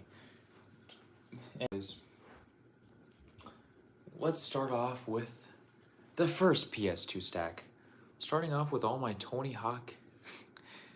It's gonna be insane, man. I don't know how I'm gonna handle all that, but The new setup though, once I do move out eventually, and get everything situated, it's gonna be fucking awesome, man. It's gonna be a project, that's for sure. We're gonna start off with all of my Tony Hawk games, which I have every single Tony Hawk game on PS2, by the way. Every single one. We're just gonna kind of roll through these. Proving Ground, kind of trash. I mean, I played it like twice. Project 8, pretty good. I'm not gonna lie. Project 8 is pretty good. American Wasteland, very good. Very good, I must say. Tony Hawk games. I love Tony. It's such a huge part of my childhood, bro. Especially Pro Skater 3. It made me who I am today, man. I absolutely love Tony Hawk. Downhill Jam. A lot of people diss on this game. I fucking love this game. This is top 2 Tony Hawk games of all time. Behind Pro Skater 3. Am I planning to move? I am planning to move, yes. The plan is to be out of here next year, at some point next year. So it's still a little while away, but yes, I am planning on it. Of course, Pro Skater 4. I've only played like twice, but it's pretty all right from what I have played. Pro Skater 3. Cougar Town, Pro Skater 2 is fucking good as well.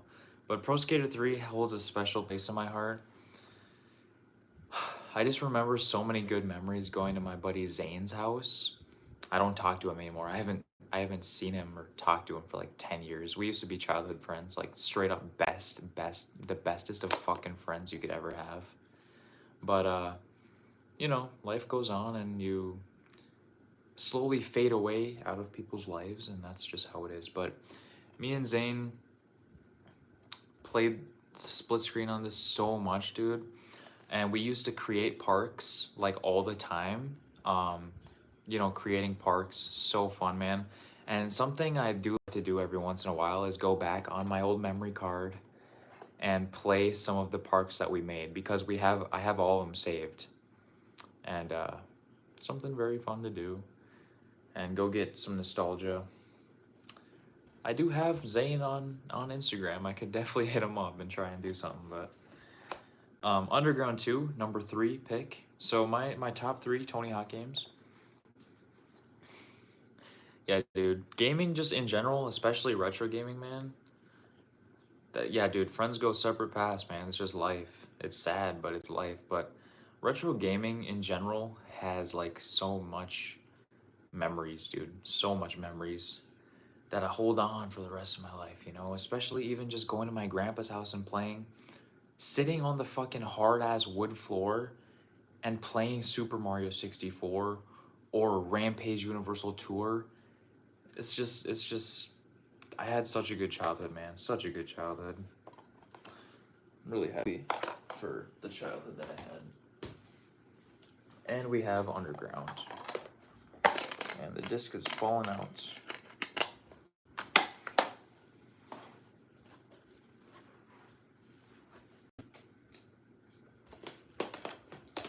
Let me just... Alright. Also, stealing NHL. Bro, I used to do that shit too. Let's be real. Let's be fucking real. Yo, Mark, the Underground strategy guy, that's fucking dope. It was just that good to fight on the ice. Bro, I'm not gonna lie, man. Here's a story. Here's a story about my PS1 Slim that I have over here. I was telling you about my aunt. She's the one who had that PS1 Slim, and I had the PS2 at home. So one fateful weekend, I went to spend the weekend at their house. I stole the PS1 and all their games, and I brought it home. They definitely didn't notice, but that's the story. I stole the console, I stole the cords, the controllers, I stole all the games. I was a fucking savage, dude. I stole everything, and I thought I was like James Bond, bro. Since we're talking about Tony Hawk, I might as well show you my actual skateboards. You thought a PS2 game would work on PS1? That's fucking crazy, man. I did used to play a lot of PS1 games on my PS2 until I stole the fucking PS1 Slim. Anyways, since we're talking about Tony Hawk's, that's fucking funny. I might as well show you my skateboards that I have. I don't skateboard anymore, but I was super into it as a kid. So Blind, I don't know if you know about the Blind brand, but it is my favorite brand of all time. My favorite skateboarding brand, Blind. So here's a sealed board. Not anything too crazy, but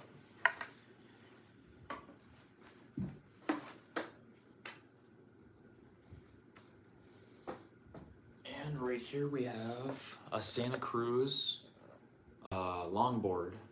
Longboarding is pretty fun. I haven't done it in a long ass time, but Santa Cruz, I also have some stickers on here. DC, I loved in middle school. Fucking love DC. Spitfire, I love. Alien Workshop, Toy Machine, the classics, man.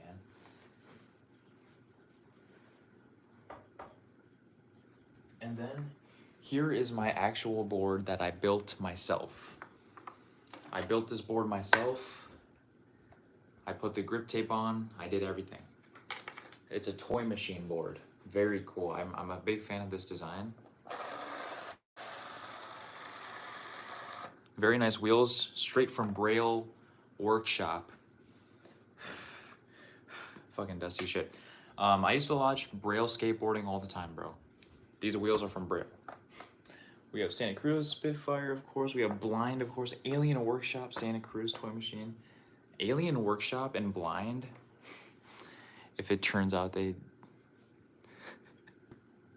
It's fucking funny. I love Alien Workshop so much. And Blind, of course. I need to show you my tech decks. Hold up. Since we're talking about Blind, check this shit out. Did they notice? Nah, I don't think they did, man. I don't think they noticed. But I have a Blind tech deck, of course. I love Blind. Also, I have up here my very first...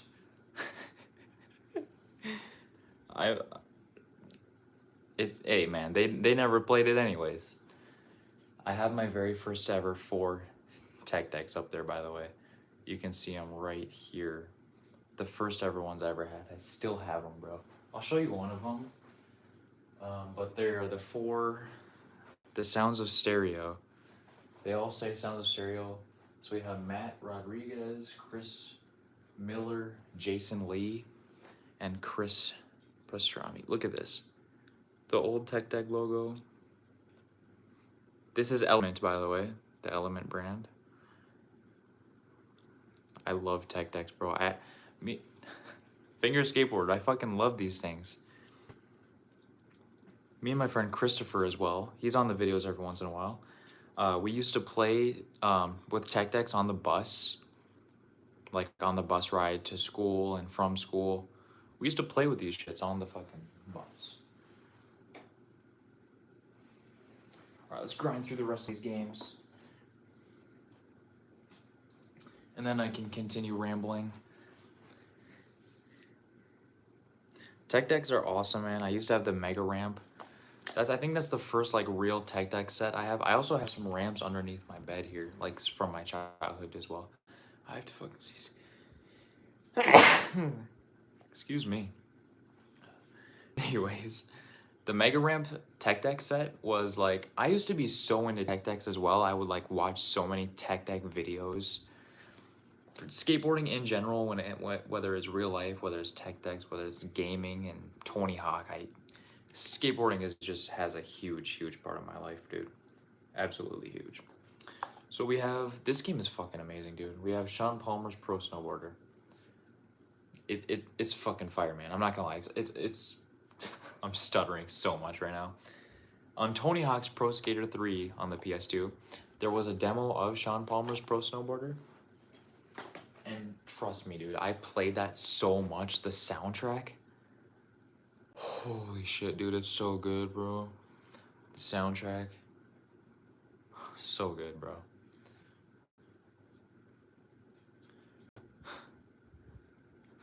I just think about it. It's just good to think about. We of course have GTA San Andreas. This I'm gonna probably trigger some people here, but San Andreas is trash. Oh, we have the big ass poster as well. In my opinion, man, I'm not a fan of San Andreas. Like, I'm just gonna be straight up. GTA 3 and Vice City is. I'm sorry, Lava Luba. The lighting, okay, let me just say, the lighting ruined the game. The lighting is absolutely terrible. Like when the sun is going down and like the sun is glaring into into the screen, the lighting is absolute garbage. Like, I'm sorry, but it just is. I'm truly sorry, man. I really am. I understand that. I understand. Um, but that's my opinion. That's just my opinion. All right, let me answer Cougar Town's question. What's my most legendary PS1 and PS2 game that you look up to with the utmost respect? All right, man. PS2, Minority Report. Everybody runs. It's the best PS2 game ever created. My favorite PS2 game ever created, Minority Report. It's it's it's just so fun, man. I come back to it every fucking month practically. I play it all the time. I'm basically a speedrunner. When it comes to PS1 though, like, bro, it's just that's a hard one too. It's PS1.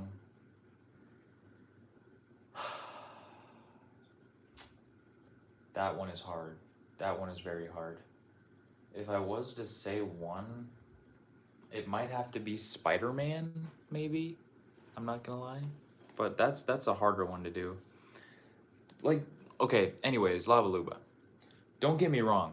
GTA San Andreas, straight up innovation of a game. So much cool stuff you can do in that game. Yo, what up, Nick? Leave work. Let's see if I can get pulled over for watching BR8DY. Bruh, call up Jesse. That's all I gotta say in the Mustang.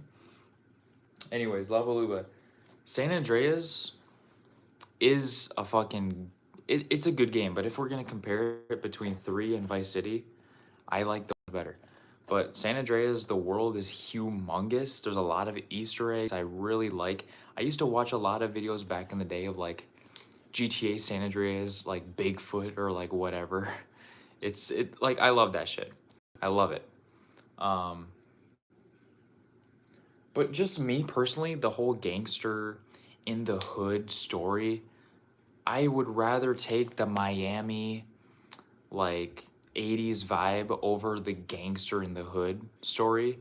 I like the Miami vibe better, in my opinion. I'm not like trying to diss a whole lot on San Andreas, but in my opinion, I don't like the lighting. It's a little too ugly for my taste. It's still not a bad game though. Getting fat in GTA San, bro. That's super cool too. That you can go to the gym. You can. It's like an RPG game at that point. That's something that's very cool about San Andreas. But I would probably say Vice City is my favorite of the 3 on PS2. But of course we have Vice City. So here's a story too. When I was a kid, my parents of course never let me play GTA. Like, let's be real. Come on. Like, a lot of parents didn't let you play GTA. But my friend Zane, like I was telling you about, likes Vice City the most too. But San Andreas is good, don't get me wrong, but like, if we're gonna compare it, I like Vice City the best. But my friend Zane, like I was telling you about, he had Vice City and he brought it over to my house because he was coming over for the weekend. And he accidentally left it at my house. Mass Destruction, bro, Mass Destruction on PS1 is not even like that violent. It's just like an arcade game. Anyways, my friend Zane accidentally left GTA Vice City at my house. And I never told my mom that he forgot it at my house. I never told her that. I gotta close my window, dude. There's bugs. There's bugs. All right.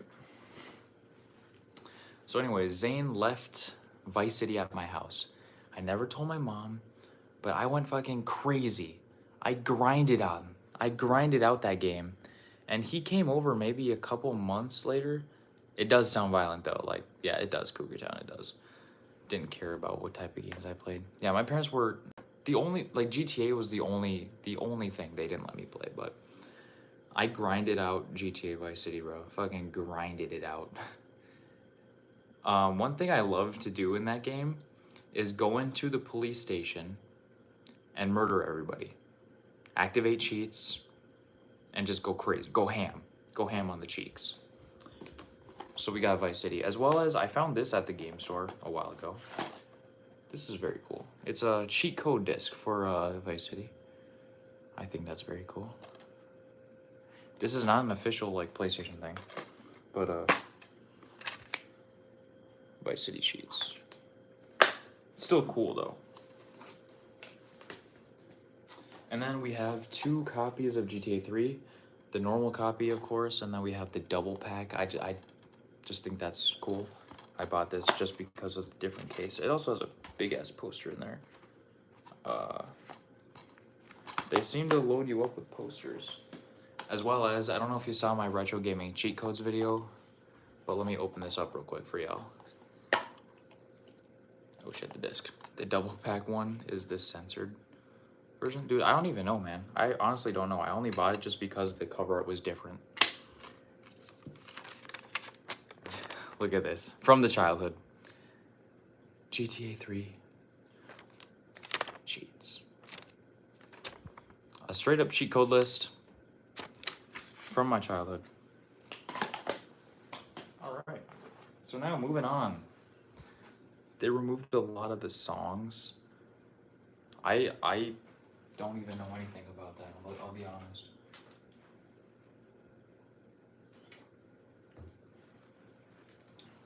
Hold on. I need to... I'm trying to get my watch hours up, so... Hey, I gotta do what I gotta do. Anyways, I'm trying to get my watch hours up so I can get monetized. I gotta do what I gotta do, man. I leave my TV on practically all the time on a separate account. Just, that's fucking funny, Mark. Just leave it rolling just to get extra watch hours. So, anyways, there's a PS1 cheat bullet. Bro, that just unlocked a memory for me, Cougar. You remember the Scholastic Book Fair? I don't know if you used to do this, but back in middle school, they'd have the book fair, right? The Scholastic book Fair. It's what it was called for me, at least. They used to have, it was called Extreme Cheats or something like that. It was like a little booklet that had cheat codes for like certain consoles. I went crazy over that on the Scholastic Book Fair. I don't even know, I don't think I have those books anymore, but it had cheat codes for the DS, the PS2, and the Wii. Those books were ass, I know. Yo, they were not ass, bro. They were insane. Snookian. Those books were insane. I used to look at a bunch of the PS2. I never had a Wii. Those books are super rare. Are you actually? I don't even know if I have them anymore. I'll be straight up with you. You want to go take a peek? Let's go take a peek. I'm going to take you on a journey real quick to see if we actually have those fucking books, but I guarantee you we don't. It's also like past midnight, so I got to be quiet, but let's go.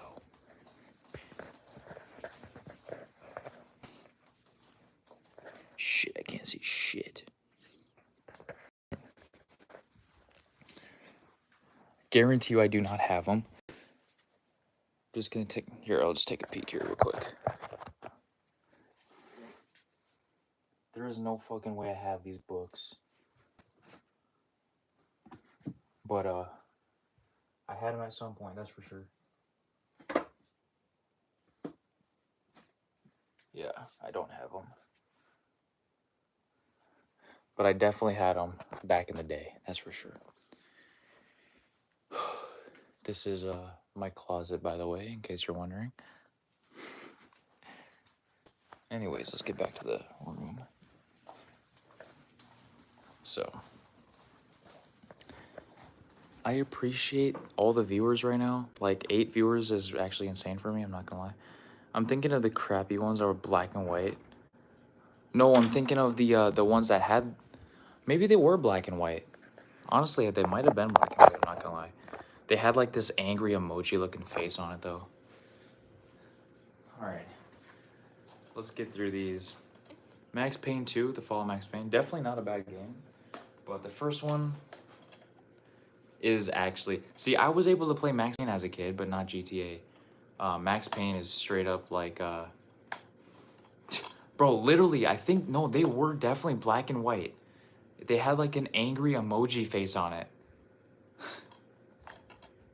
Dude, I would totally play Max Payne on PC. I used to have a gaming PC before I bought like a MacBook Pro so I can edit. But I definitely would rather play them on PC. Like the controls are definitely not that good, man.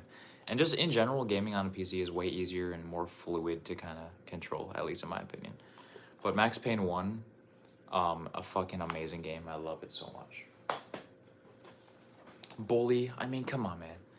My coworkers need some help, gotta go. Yo, Labaluba, thank you so much, man, for coming to the stream.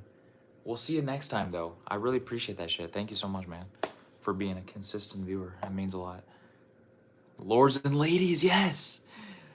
Dude.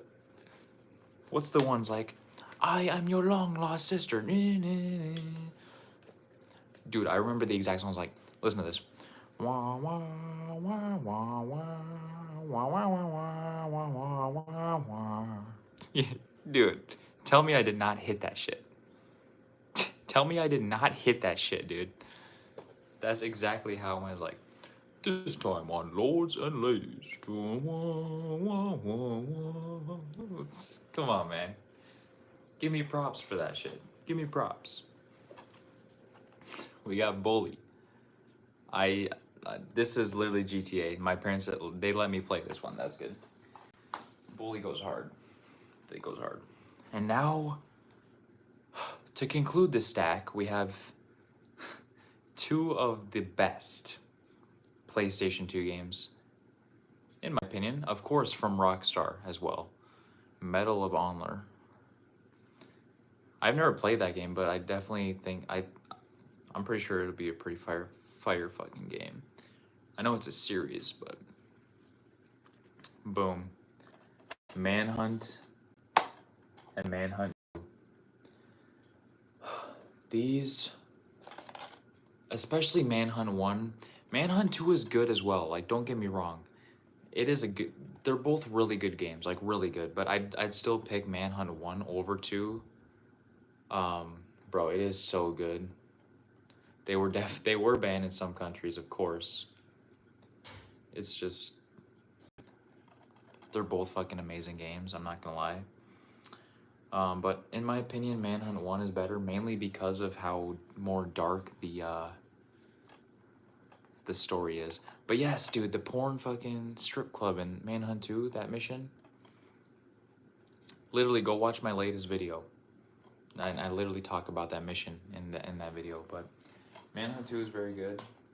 But there's just something about Manhunt 1 that's just so disgusting and gritty and fucking just nasty, man. Like the atmosphere of this game is straight up like something that you cannot replicate. Like no game has ever replicated it, in my opinion. It's just so good. Just the whole story where like you have to kill people for this sick motherfucker who's like trying to film snuff tapes. It's just insane, man. This is not a story that like you're gonna get nowadays. Like I don't think any gaming company would fucking, like even Rockstar, I don't think they're ever gonna make a Manhunt 3. They're never going to, man, like because I just don't think that something like that would slide nowadays. Like I don't think gaming companies are really like willing to take risks like that with their games. They kind of like just do the safe route, but it's like, you know, whatever. At least we got it, dude. At least we got this. This game is so fucking disgusting, bro, but I love it so much. Definitely one of my favorite PS2 games, and at some point I want to get a sealed copy of this as well. So definitely might do a playthrough of Manhunt at some point, so stay tuned for that.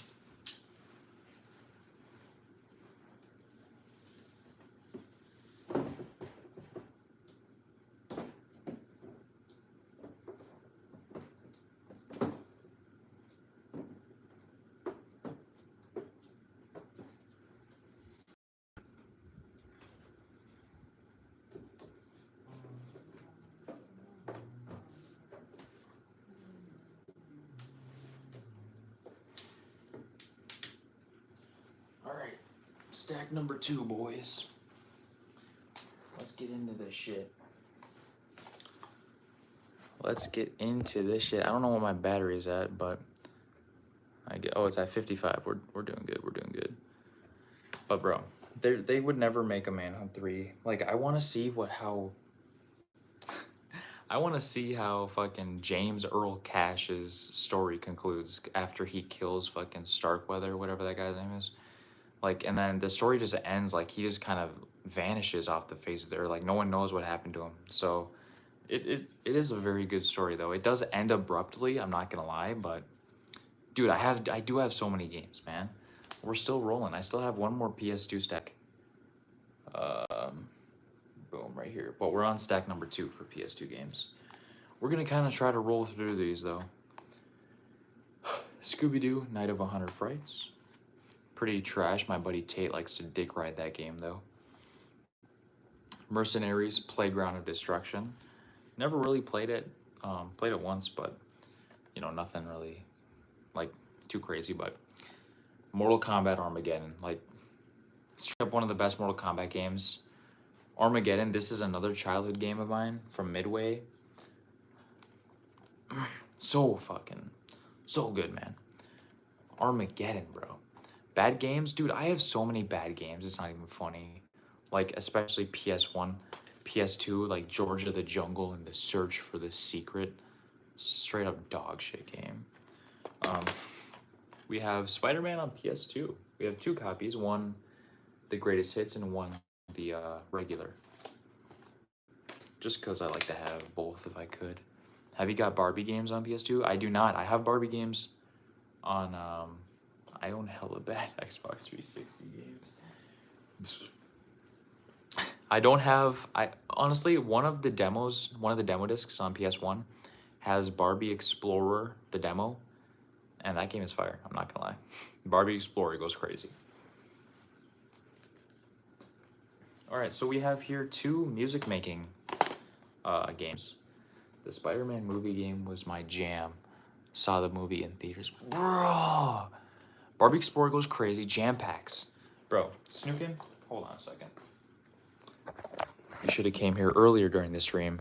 Look at this, Snookin'. We have a whole entire stack of jam packs, as well as PS1 jam packs, and all of these other demo discs. We took a look at all those earlier in the stream. Thank you, man. Thank you. Yeah, music making softwares, Cougar Town. Boom, we have Club World. This is Crave Entertainment, by the way, one of the worst fucking game developers ever. Music Making Deluxe. Pretty cool. I am a music artist, by the way, so I decided to try these games out. They're not that bad, but obviously they're not that good. You're gonna be Skrillex version 2.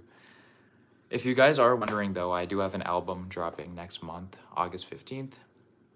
It is a sequel album to my last year's summer album. Last year's album was called BR8DY and the Crew. This year's album, August 15th, is called BR8DY and the Crew, the sequel. So hope you're excited.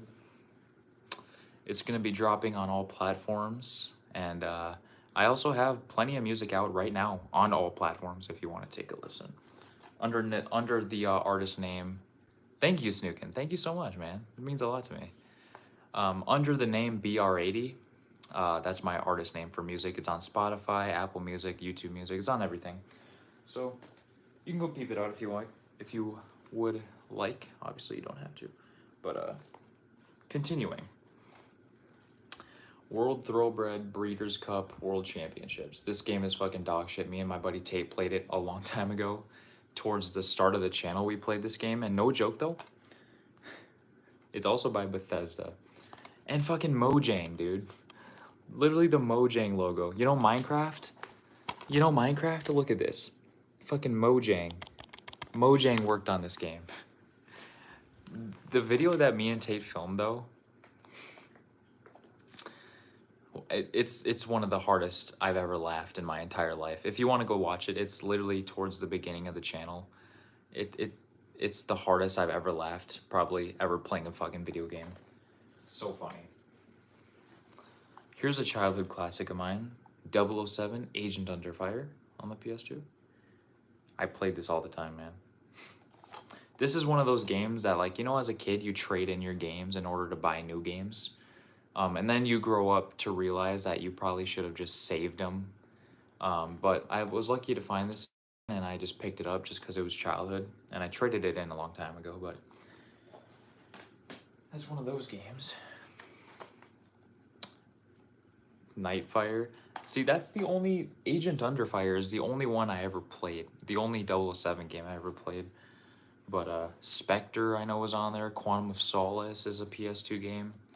I am curious to try those out, though, I'm not gonna lie. Outlaw Golf 2. I thought this was fucking stupid because it's a rated M for mature golfing game. And then we have Backyard Wrestling. Don't try this at home. Bro, Agent Under Fire, dude, it was a hard-ass level as a kid. I don't remember what level it was as a kid that I could never fucking beat. But it was one that, like, the floor was crumbling underneath you. And I kind of just tried to run across the platform and try to just jump over the crumbling-ass floor. But I could never do it. I never knew where to go. The floor just crumbled way too fast and I died instantly, so...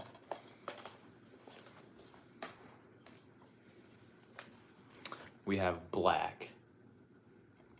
It's a fire-ass first-person shooter game. Ooh, this one is a fucking childhood classic. Namco Museum. I played fucking Pac-Man arrangement all the time. Dig Dug arrangement. Galaga arrangement. Oh my gosh, man. Those were so fun. So fun. Absolutely love those shits. This is a fucking funny-ass one. I love Namco Museum, bro. Look at this shit. Super Bust-A-Move. This is the best cover art ever created in the history of cover arts, I'm not gonna lie. Bro, this baby is such a fucking badass, bro. Like, what is this baby doing in life now? Like, hopefully still a badass. It's just so fucking funny, man. Okay, if I'm in a Gangnam Style, bro. Okay, so as you know, we hit 500 subs and we're doing 2 special videos. Might as well tell you this, guys, right now. The 2 special videos that I will be doing for 500 subs, one of them is a question and answer video, where I'll post a separate video about that, and you can ask me questions in the comments, and I'll be answering every single question on the video. No matter how long it takes, man, I'll be answering every single fucking question. And then the second part of the 500 sub special, it's gonna have something to do with this. It's gonna have something to do with this fucking baby. That's all I'm gonna say, you guys. That's all I'm gonna say. Sitting Ducks. It's a fucking open world game where you play as a duck. There's no joke. There's like literally no joke. It's GTA, but you're a duck. Hot Wheels Stunt Track Challenge, pretty fucking trash, if you ask me. Ooh, this is a good ass one. Rampage, Total Destruction. Love the Rampage series. Absolutely love it. This is a fucking another phenomenal game, dude. War of the Monsters. Bust a Groove and Bust a Move. Bro, like, literally, man. War of the Monsters, such a good game as well. Such a good game. And here is my favorite PS2 game ever created. Minority Report, everybody runs. Trust me, if you have a PS2, bro, and you've never played Minority Report, you are missing out on some of the best fucking gaming you've ever experienced in your life. If you like third person, like beat up style games, it is so fucking fun, man. So fun. The ragdoll effects are so fucking fun, just flailing and throwing people in through glass and shit. So fun, bro. Cause the physics in that game is like so ahead of its time. That's fucking awesome, man. I need to collect some more PS2 consoles. But the physics of Minority Report is so ahead of its time. Like there's destructible environments, plenty of destructible objects you can like, you know, throw your enemies through. There's panes of glass you can throw people through. You can throw people off of rooftops into an abyss. You can throw people off of pretty big drops and they'll like either die, like crack their neck on like the floor and just instantly die. But the combos are super fun. There's a lot of variety to the combos. You can do a lot of fucking maneuvering. Like you can do diving rolls and shit and slide kicks and swing kicks. And it's such a fucking revolutionary game that I don't ever see people talking about. Like no joke. Never have I seen somebody talk positively about Minority Report. I've looked at other reviews on YouTube about that game. Everybody's dog shitting on it, bro. Everybody dog shits on it. They don't even like acknowledge the physics being fucking impressive. They don't even acknowledge that. Like people be sleeping on Minority Report. That game is it's my favorite PS2 game ever created, man. My favorite ever. Out of every fucking PS2 game is my favorite. And the final one of the stack is a porn game. Leisure Suit Larry. They don't see the value in it because they make a review on an old game. Straight up. Also, one more thing, Minority Report. It's a game based off of a movie. I think that's another reason why. Because it's a game based off of a movie. And of course, let's be real, man. Usually games based off of movies usually are not good. Like Monsters Inc., for instance, on PS2. Not good at all. But that is an exception to that. It's amazing. I'm not gonna lie. Anyways, enough dick riding fucking Minority Report. I talk about Minority Report almost every stream and video I record, bro. It's so good. We have Leisure Suit Larry, Magna Cum Laude. This is practically a porn game. And it's fun, though. I'm not going to lie. It is a fun game.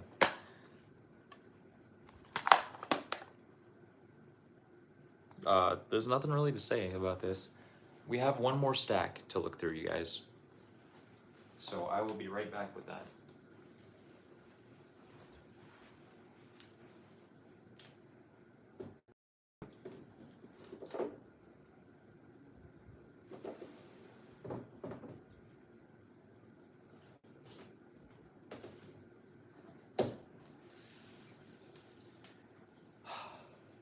The final stack of PS2 games. And then we will move on to Nintendo 64. I like games that bring a AAA features to them. I think Minority Report is from the same developer that did Spider-Man movie games. No, yeah, it is Activision. It's from Activision and Ubisoft, I believe. Activision, yep. Not Ubisoft. Treyarch. You know Treyarch from fucking Call of Duty? Yeah. Activision worked on Minority Report and also Treyarch did for Minority Report, so.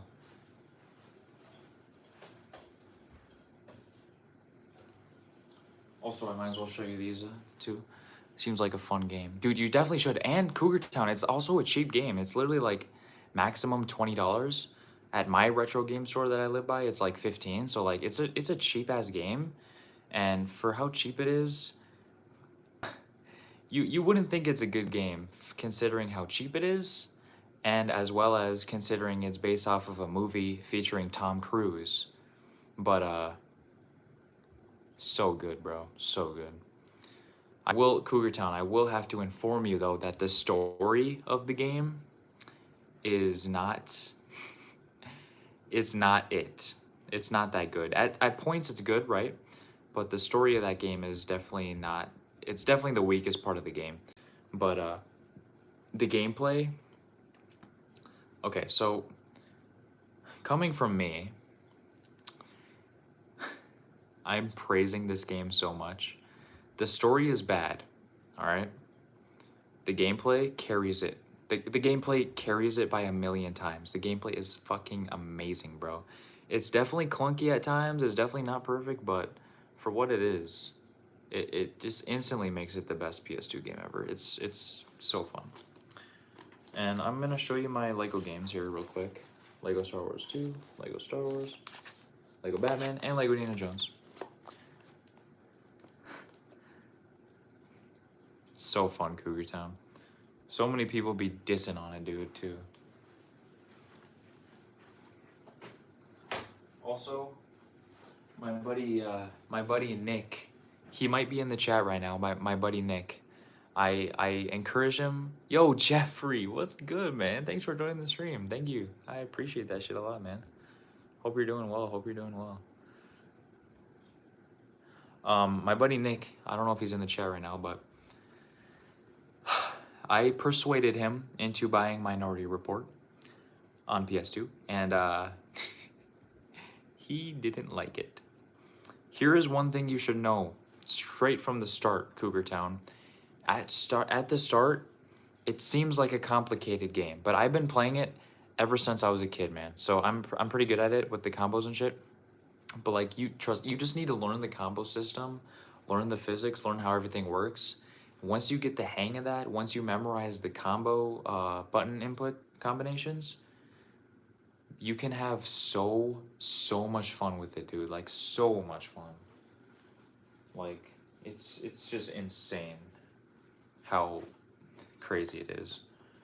All right, the last stack of PS2 games. Sled Storm, a childhood classic of mine. I love racing games, if you don't know. Simpsons Road Rage. It's a very good one. Well, actually not that good. Corvette, a childhood classic. Sled Storm is one of the best.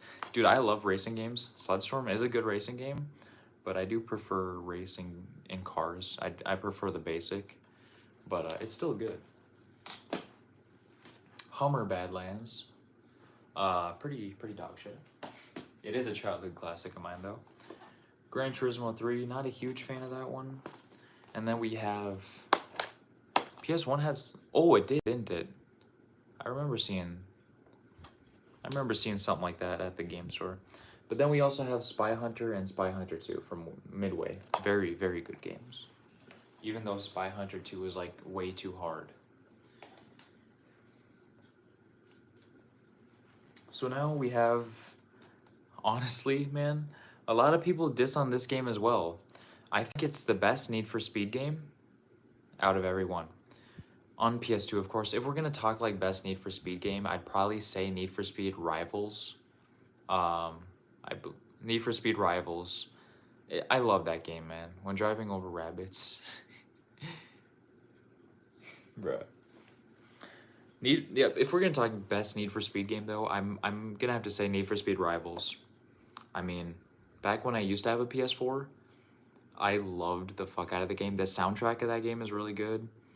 The graphics for the time is like fucking amazing as well. Like you can't hate. But if we're talking best Need for Speed game,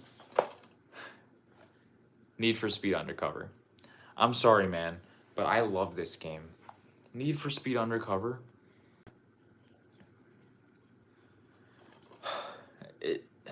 It's just amazing, bro. Absolutely amazing. I know a lot of people would probably say Underground or Most Wanted, which I have Most Wanted right here. But there's something about Undercover, man, that's just really fucking awesome. Like, Need for Speed Most Wanted, in my opinion, is too fucking complicated, bro. We of course have Burnout 3 Takedown, one of the best fucking car combat games ever, and Burnout Revenge. Underground 1 and 2 I've never played, honestly. I'm gonna be straight up with you. I know racing games have a lot of like, it takes quite a while to complete the story, and in my life as of right now, I don't have a whole lot of time to do that unless I'm streaming. So I've never really ever played them. But we're moving on to the best racing game series of all time, in my opinion. Midnight Club. Let me go on a rant for a minute here. Rockstar Games. Stop with the bullshit. Stop making open world fucking GTA games. Red Dead Redemption 2. Stop making open world games. Bring us fucking linear story games. Midnight Club is an exception, okay? I understand that that's open world. Midnight Club LA was an amazing game. Make a new Midnight Club. That's your one exception. Other than that, and Bully 2. Bully 2. Make that shit. But here's the thing, Rockstar. Where is Manhunt 3? You have so many good fucking franchises that you can make sequels to. Good sequels. Like, I don't know, Max Payne. I don't know if that story is concluded yet after Max Payne 3, but you could maybe make another one of those. You could 100%, dude, make another Manhunt. You could do so much with Manhunt, honestly. You can do so much with Manhunt. New Midnight Club. I'm sick of fucking open world games. I don't know if it's just me, but like, you know, the open world fatigue, I guess you could call it. I don't like open world games anymore that much. I'd rather have a linear game with a linear story, you know, progressing from level to level. I'm not a huge fan of open world games. And I understand GTA 6 is dropping soon, and it's gonna be an innovative fucking game. It's gonna be, like, don't get me wrong, I know it's gonna be it's gonna be fucking amazing. I'm not gonna play it, obviously, because I don't really give a shit, but it's gonna be amazing. Like, that's a certainty. But, I like linear games. What is there to say? I'm not hard. I'm not hard to please, man. You know what I'm saying? So we have the first 3 Midnight Clubs. I don't have the OG Midnight Club 3. I do have the Dub Edition Remix. I don't have Dub Edition, but I have Dub Edition Remix, which is obviously better. 2 and then 1. So Midnight Club 1, such a special place in my heart, bro. It is my favorite of the series. Mainly probably because of nostalgia, I'm not gonna lie. Nostalgia takes over. But this is the first ever PS2 game I ever played. I remember it exactly. So here's what happened. I don't know exactly what occasion this was, but my mom's sister came over and she got me and my brother a present, you know, for both of us to open. So it was a diaper box, like baby diapers. So we opened it up and it was stuffed to the brim with fucking diapers. Not used, of course, but as we dug into the diaper box full of diapers, we uncovered a PlayStation 2 console, which is the one I have over there, and a shit ton of games. One of those games being Midnight Club, and this was the very first ever PlayStation 2 game that I have ever played in my entire life. Midnight Club Street Racing.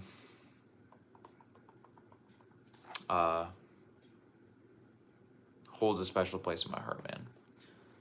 Special place in my heart. So, yeah. That was my first ever home console, the PS2.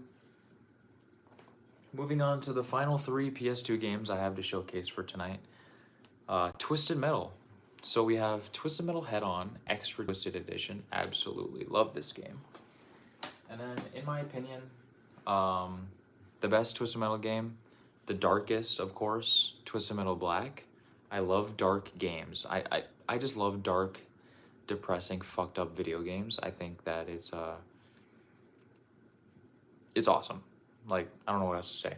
I can't really say that without sounding like a psychopath.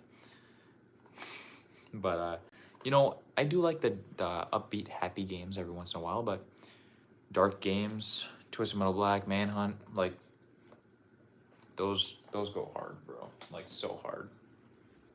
The final PS2 game I have, which this isn't really like a game, but this is still cool that I have this. It's Twisted Metal Black Online for PS2. So flip that around.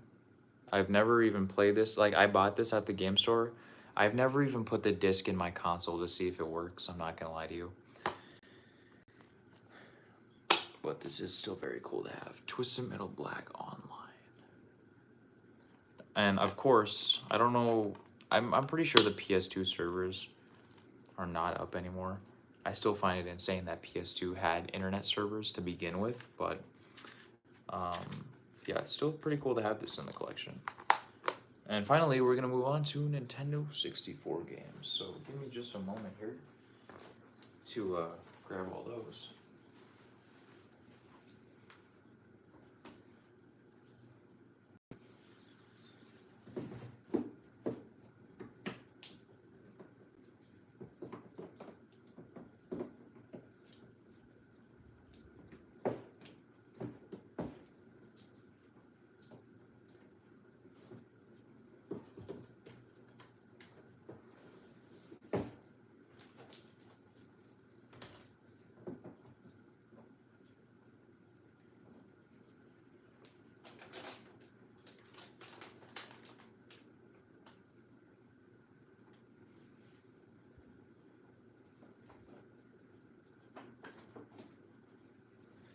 I also sadly, Cougar Town never experienced the online in PS2, but you know, it's still, I understand. I bet it was probably still a fucking fun ass time, man.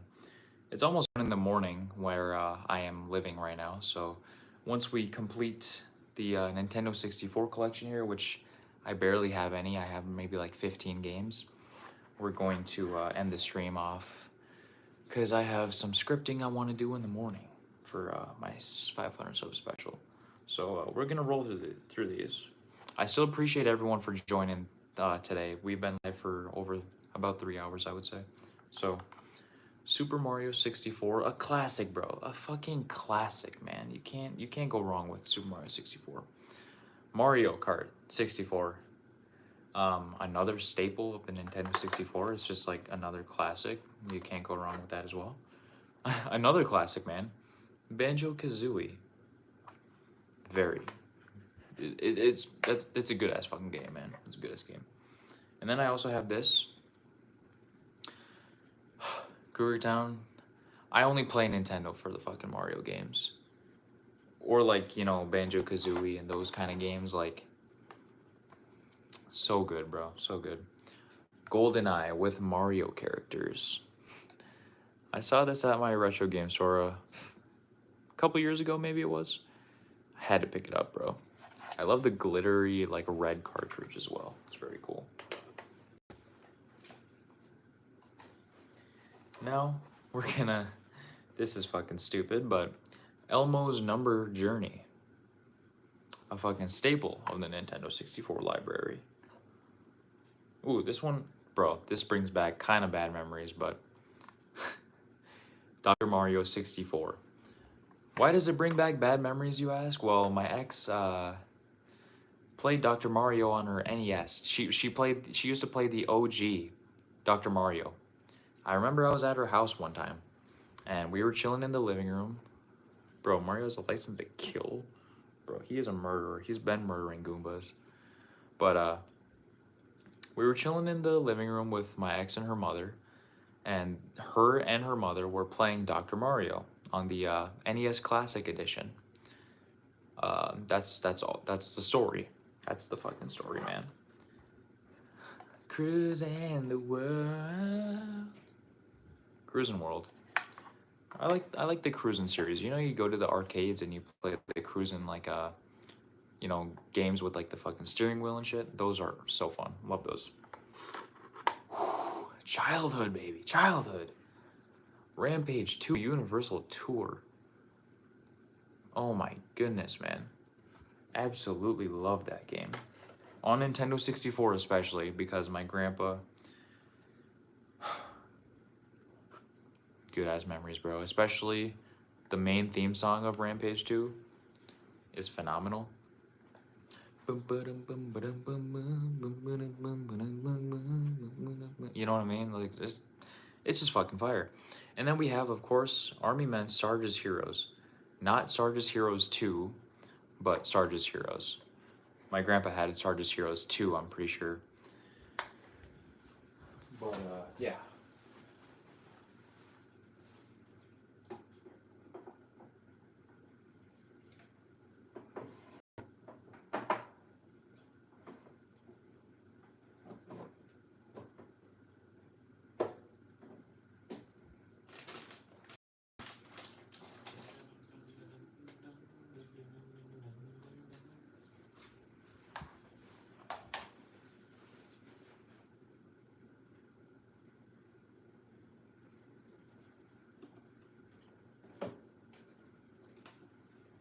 Is it actually Sarge's Heroes 2?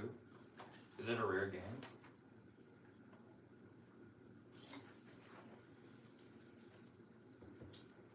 Alright. I'm on the lookout for so many games, dude. It's not even funny. And yeah, man. So I have a couple DS games here. These are straight childhood, bro. I remember that one fateful Christmas when my parents got me and my brother Nintendo DSIs. Nintendo DSIs, and I remember the games we had. We had the games we got from the jump on Christmas Day. Lego Batman on the DS. Indiana Jones and the Staff of Kings. Assassin's Creed 2 Discovery. I don't recall any other ones. Oh, Scribblenauts, 100%. The OG. Plants vs. Zombies. I remember that one. We got that one on Christmas Day. We had a banger lineup on Christmas Day for the Nintendo DSi. We had a banger lineup. Shout out to the parents for that. And later down the line, when I would, receive birthday money and all this shit, my mom would take me to Walmart or whatever.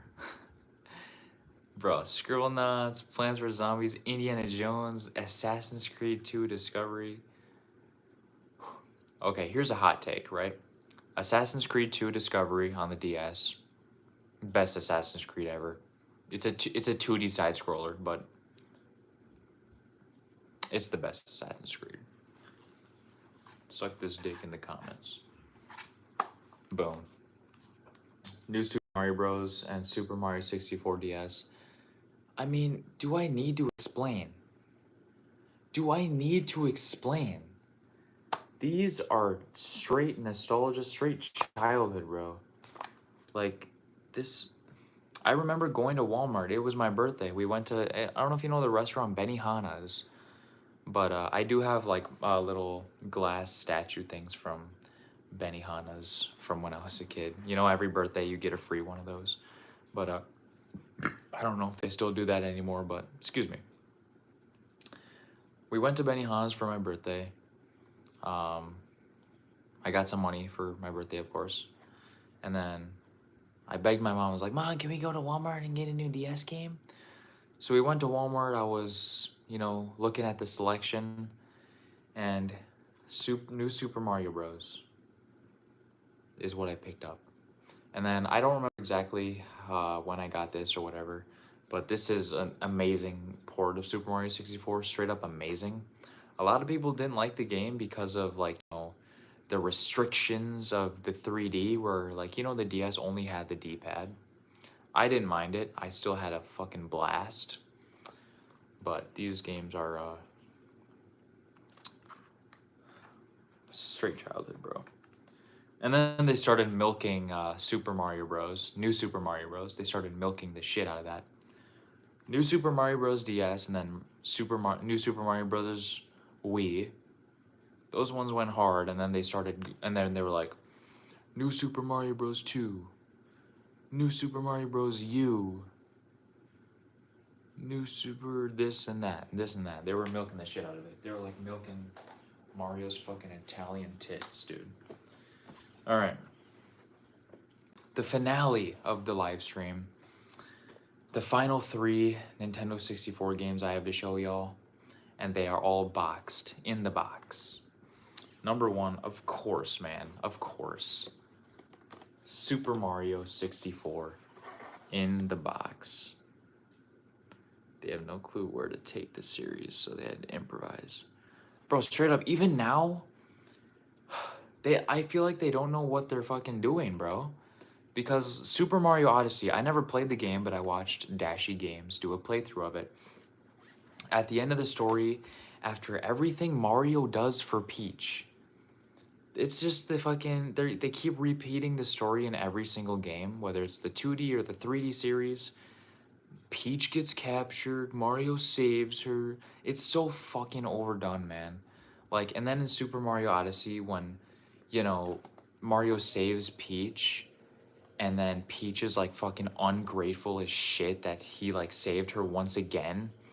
That is one of the most shitty endings in any Mario game. It just pisses me off, dude. Like, how they keep redoing the same fucking shit, man.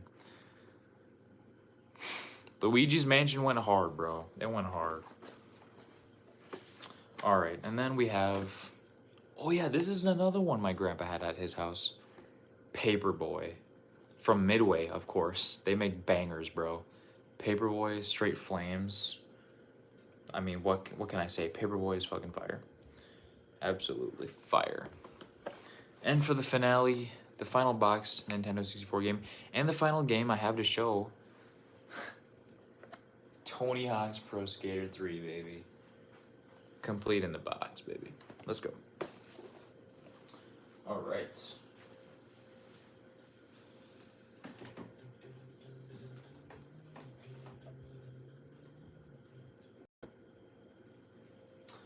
That is a wrap, boys.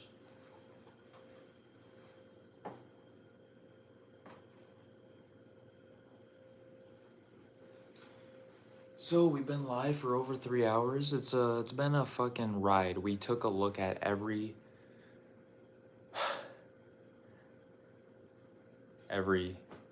game in my collection for the most part. Spyro the Dragon. We took a look at that at the very beginning of the stream when we were looking at PS1 games.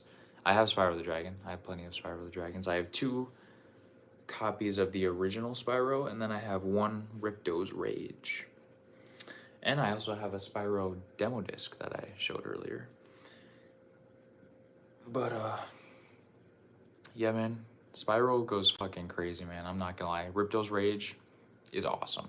Ripto's Rage is awesome. So,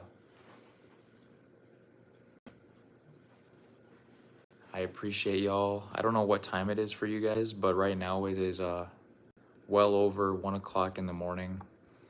And I have a lot of scripting to do in the morning before I have to go to work. So we're on the grind.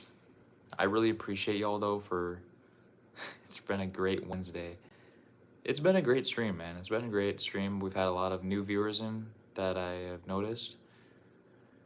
And, just me being able to sit here and talk and kind of express my love for the fucking retro gaming and showcase everything that I've been working on for the past 9 years and everything I've been collecting. It's showing you guys is really cool. Retro gaming for life, man. This whole channel is retro gaming. So we upload once every Thursday at 1 p.m. Central Time. And then we have 2 live streams per week.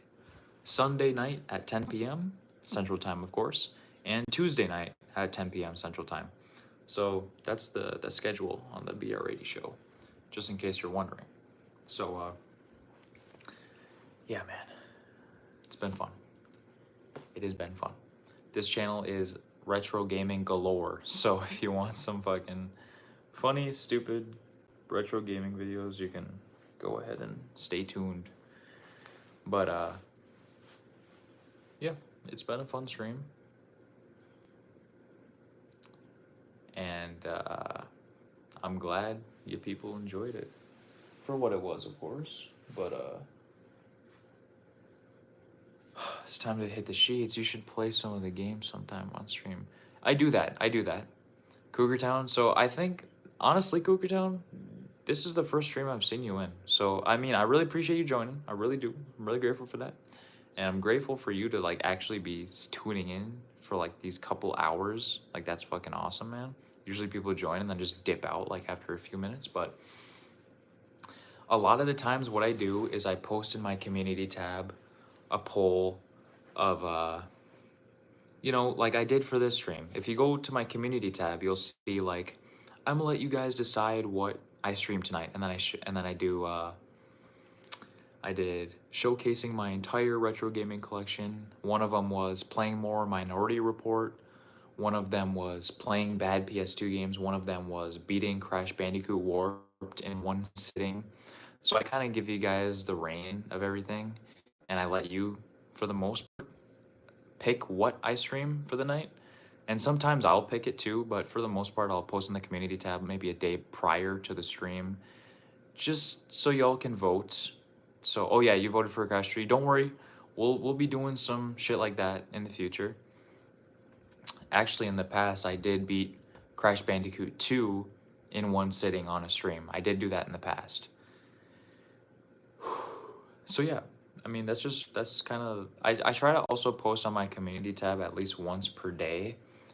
I try to stay as active as possible without being too active, if you know what I mean. Crash Bandicoot is good, man. I'm not gonna lie. Crash 2, Crash Warped is still my favorite though of the trilogy, of the PS1 trilogy, of course. Crash 1 or Crash 3 Warped is my favorite. But yeah, man, check this out. You want to see how bad my lighting is in my natural lighting room? I have a light on this side, and I have a light on this side. You want to check this shit out? Watch. Bruh, look at this. This is actual dog shit. That's why lighting carries like the video quality so much. It really does. I'm really happy that I have spent the money on these fucking lights. That's for sure. My natural room lighting is absolute garbage. I need to change the light bulbs. That's for sure. One of the light bulbs is literally out. You can see this. Look at this. This one here is literally out. And then the other two are just yellow. Yellow lights are like so fucking bad. That's why the two lights I have on the side are white. But yellow lights just do not look good, bro. They make everything seem depressing, but not a fan of yellow lights. White lights go crazy though. So yeah, man, expect a lot of good content on the channel. We've been on this, I only created this channel last September. So it hasn't even been a year since I've been posting on here, and we're already at 500, past 500 subscribers. Let me tell you, Cougar Town, let me tell you a story about my YouTube career. I've been doing YouTube for over 10 years across various channels. I've made plenty of new channels. There's been times where I kind of was demotivated with how the channel growth was going in the past. So I would make new channels and try to start fresh. And I would do that more often than I probably should have, because if I really stuck with one channel from the beginning, I would probably be pretty big right now, you know? But I only just created this channel last September, and this is the best growing channel I've ever had in my entire life. It is tricky, dude. It's a whole trial and error game, and I've been learning a lot of shit, dude. Especially this past year, I've been just on the grind, bro. I've been on the grind, figuring out the algorithm, trying to get better with editing, get better with my quality, better with fucking thumbnails, and all that kind of juicy shit. So anyways, this is the best channel I've ever had, the best growing channel. My past channel, which is simply titled BR8DY, which I still post on to this day. That's usually like once a month, but I post like vlog style videos over there. I just posted one yesterday. Thank you, Cougar Town. Thank you so much. I appreciate that. That warms my heart, man. But fucking bugs in here, dude. I knew I should have shut my window. On my BR8DY channel, which is my other channel, that's just kind of like a just for fun channel nowadays. I just post like random shit for like mainly for my friends and to watch, to people I know in real life to watch. But that channel, you know how long it took me to reach over 100 subscribers on that channel? It took me over 2 years. 2 years to reach over 100 subscribers on that channel, and for me to be over 500 on this one with it only being like 8 or 9 months old is fucking absolutely insane, man. It's absolutely insane. I think I'm on the right path. So I think I'm on the right path, man, because what I used to do on my other channel was like a total variety of content. I used to do vlogs, skits, gaming, reviews. I used to really be into parkour. I would do a lot of parkour videos. I did a lot of like gym lifting videos. So I never had a specific niche for that past channel, and I think that really is what hurt me in the long run. So with this channel, of course, it's centered at retro gaming, but we do incorporate skits every once in a while into the videos with the theme of retro gaming still being in the background. So the niche of this channel is retro gaming. And to kind of be able to be condensed to that one niche while also being able to expand with the niche still in mind, it is helping me out pretty good, I would say. If you ask me, it would help me out pretty good. I did that pretty well. I'm pretty surprised with myself for explaining it that well. But yeah, man. I love retro gaming as well because here's the thing that I used to do before I had this channel. I used to really want to play a bunch of my retro games that I have because it's just a hobby for me. Even without YouTube in the picture, it's a hobby for me to collect retro video games. And back in the day before I had the channel, I always would have the urge to play some retro games, but I would never be motivated to play them. You know what I mean? I never have the inclination to play them. So for me to have this channel gives me that inclination to play these games, all these games that I want to play in the first place, as well as it's helping me grow, get better with my editing skills and everything in the video production. It's working out pretty well for me, I would say. I'm pretty happy with how it's going. And growing day by day, baby. Your collection of retro games is one of the more fascinating ones on YouTube. You even get tons of demos. Thank you, man. Thank you. I love demo discs. Love them. Honestly, if I'll be truly honest, I go game hunting. So I have this series on this channel called Game Hunting. There's only 3 episodes as of right now because I don't go game hunting often. But game hunting is obviously, as you can imagine, I go out into the real world, go to retro game stores and try to find some cool shit. So that's a series that I do on this channel every once in a while. It's usually like once every couple months. It's a video I make, but you know, I'm growing my collection as much as I can, but I only go game hunting about once every couple months. So we're not growing like insane with the collection, but this is like almost 10 years worth of just kind of collecting every once in a while. This is about 10 years worth of video game collecting. So it's like pretty insane that, yeah, I do have a pretty big juicy collection, I would say. So expect game hunting videos coming. Not routinely, but of course they're gonna be out every few months. But they're fun to make. Those videos are fun to make.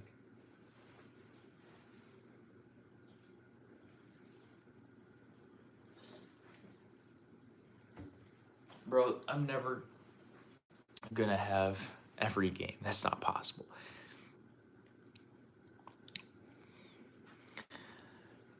Game exchange. I live in Minnesota, man. I don't know if there's a game exchange. I live by a place called Play and Trade. And then so the store I live, I have a retro gaming store in my town called Play and Trade. It's an okay store. It's not bad, but if I want to go to like a really good store, it'll be like an hour drive. And I'm fine with driving an hour, you know. I like to drive anyways. So there's like some really fucking good stores like an hour away from where I live. Really good stores, man, like actually. So I'm lucky to be able to live kind of in the vicinity of some like really good fucking retro gaming stores. So you already know. I've heard of Game Exchange though. I've heard of it. Hold up, let me take off my sweatpants, bro. It's getting hot up in here. I'm ripping the gym shark. Also, here's another thing that I think is unique about my channel, Cougar Town. I don't know if you've watched any of my normal videos, but I have this floating head named Baby Brady who appears every once in a while.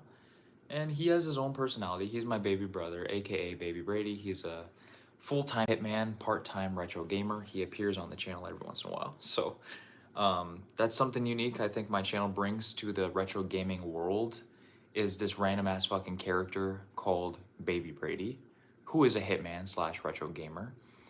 And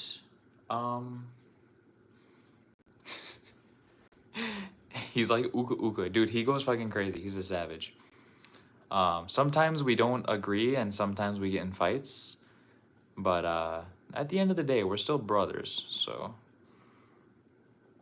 I think that my channel, in terms of uniqueness in the retro gaming world, I think that it delivers a unique twist to it all, especially since I incorporate a lot of skits into the videos as well. Stupid skits, of course, but if you understand my sense of humor, then you'll enjoy. As well as I go to the gym, so I mean, I don't know of any really retro gaming YouTubers that hit the gym on the regular. I go 6 days a week. Yes, Cougar Town, I'm having a blast with this fucking channel, man. I'm really having a lot of fun with this channel, so I'm ripping the gym shark. So yeah, man, I don't think, at least from what I don't know of any retro gaming channels that have the host go hit the fucking gym 6 days a week. My life is pretty busy right now, so I'm going to the gym 6 days a week. I'm working a normal job 5 days a week. And then the other 2 days I have off, I'm grinding on YouTube. So I'm working 7 days a week. So it's fucking insane right now. That's summer though. We're on the grind. I'm trying to get a new car, so hopefully by the end of August I'll have a new whip that we can take retro game hunting. That's all good, man. There's times in life where you're gonna be unemployed. I work a summer job, so we close at A&W. That's where I work. It's a restaurant. It's the best place ever. Like I said, I don't know if you've seen the vlog I posted yesterday. Filming the busiest day of the work. It's on my other channel. But they close in September, and I'm usually yeah, temporary job. Like, dude, A&W, they pay me fucking. I get good money there. But they close in September. They open around April. So I have like a good solid 5-6 months to figure something else out. So I'm usually always having to go find another job.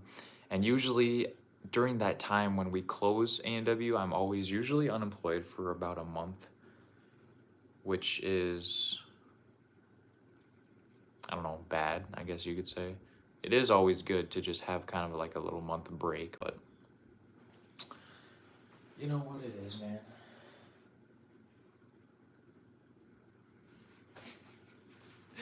I'd rather play retro game, bro. The fucking dream, dude, is to be able to make this channel a living, and I can play retro games for a living, man. Like, that'd be the dream, man. That's the dream I'm shooting for, bro. I've been on YouTube for over 10 years. I'm trying to make this a fucking career, dude. I'm not putting all this time into it for nothing. Like, of course, I love to bring people entertainment and, you know, get good comments and shit. Of course, I love that. But, like, any YouTuber who says they wouldn't like to be able to get money for this is lying to you, bro. They're lying to you. Because, like, of course, everybody would love to be able to get paid to put out fucking videos on YouTube, of course. I'm not one of those kind of guys that's gonna be like, oh, I don't want to do this for the money, you know? I just want to entertain people. But the point is, at the end of the day, yes, I want to entertain people, and I love entertaining people. I love getting the good comments. I love fucking seeing that people enjoy what I put out because that's how I know that I'm, you know, doing right. But I would still love to fucking be able to get money and do this for a living, dude. Like, you know, who wouldn't? Bro, I am a host of a retro game show. This is the Brady Show. This is a retro game show, bro. And for the most part, I think my quality is pretty decent. But yeah, this is the Brady Show channel, my dude. I am the host alongside Baby Brady. And we also have a few special guests, such as Seductive Brady, Zesty Brady, Chad Brady, Giga Chad Brady, Fat Brady, Cute Brady, as well as Ethan, Baby Ethan, Chad Ethan, Happy Ethan, Girl Ethan, Happy Girl Ethan, Nerd Ethan, Old Ethan with beard, Happy Ethan. What else did I miss? I don't fucking know. We have a lot of special guests. you, bro, I'm just speaking nonsense at this point. I don't think you'll understand. The radio show is bigger than E3. Bro, I'm gonna take over E3, bro. I'm gonna take over. I'm a natty. I don't take steroids. Even though, you know, every once in a while you think about it, but I don't know why I'm talking about steroids right now. But hey, we're having a good ass night over here, man. I could have ended this stream like 20 minutes ago, but I'm here having a fun ass time just talking.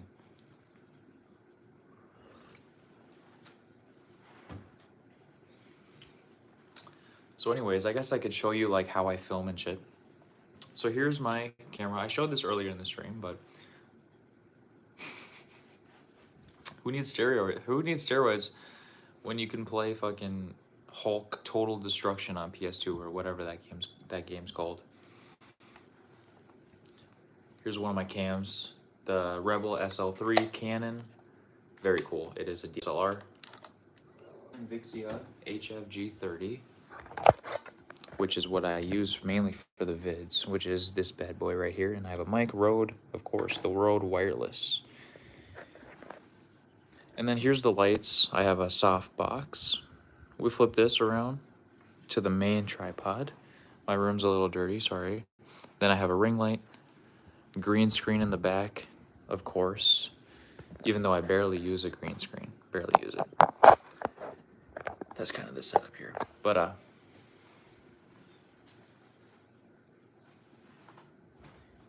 yeah, dude, it's 1:30 a.m. It's about time I call it a night, folks. It's been very fun though. I will say it's been a very fun night. I'm happy for y'all to be able to. It's quite high quality, all things considered. Thank you very much.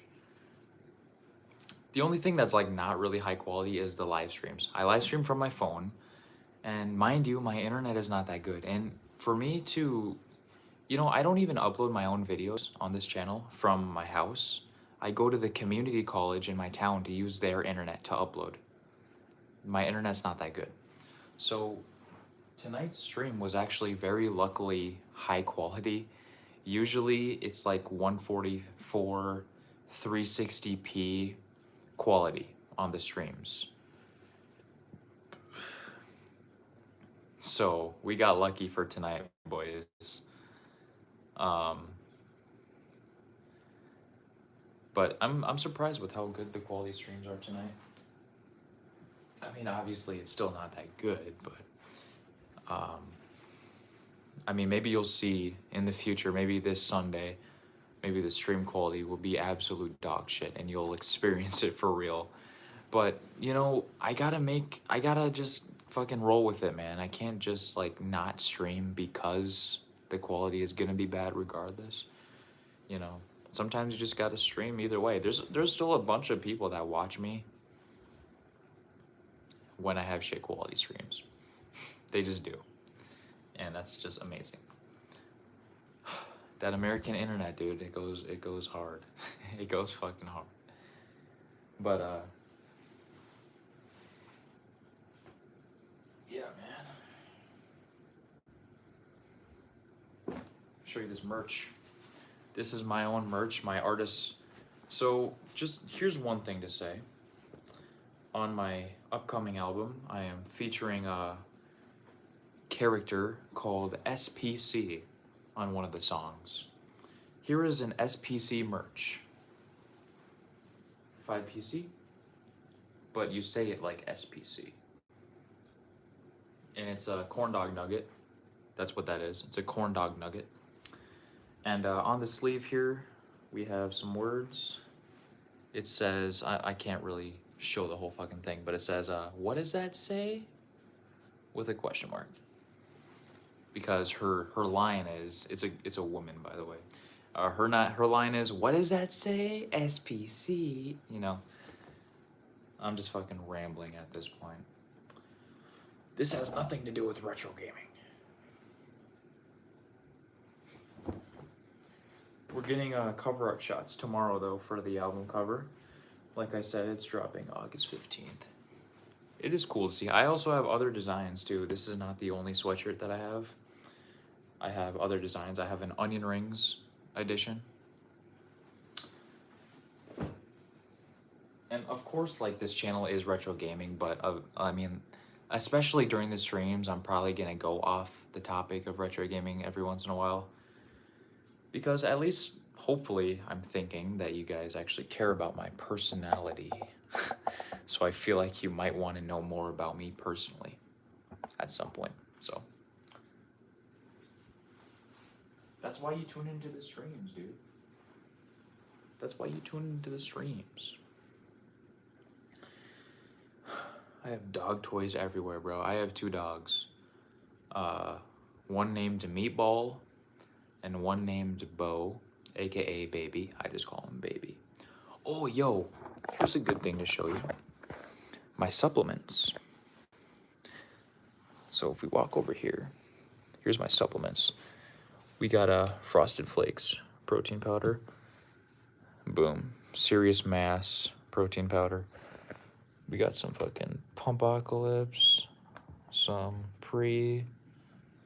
a shit ton of fish oil, fucking vitamins, vitamin C, vitamin zinc.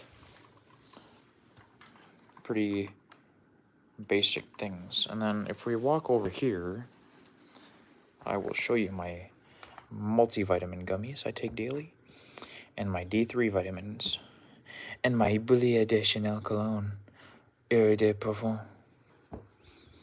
I'm gonna be a fucking fragrance channel now, boys. Welcome to the Jeremy Fragrance channel. The BR8DY show. Fragrances. Bleu de Chanel. Eau de Parfum. We're gonna go social experimenting in the streets of Minnesota Brainerd and ask women if they like my Bleu de Chanel fragrances that I have on my forearms and my neck. And then hopefully I can bring one home later and show my retro gaming collection.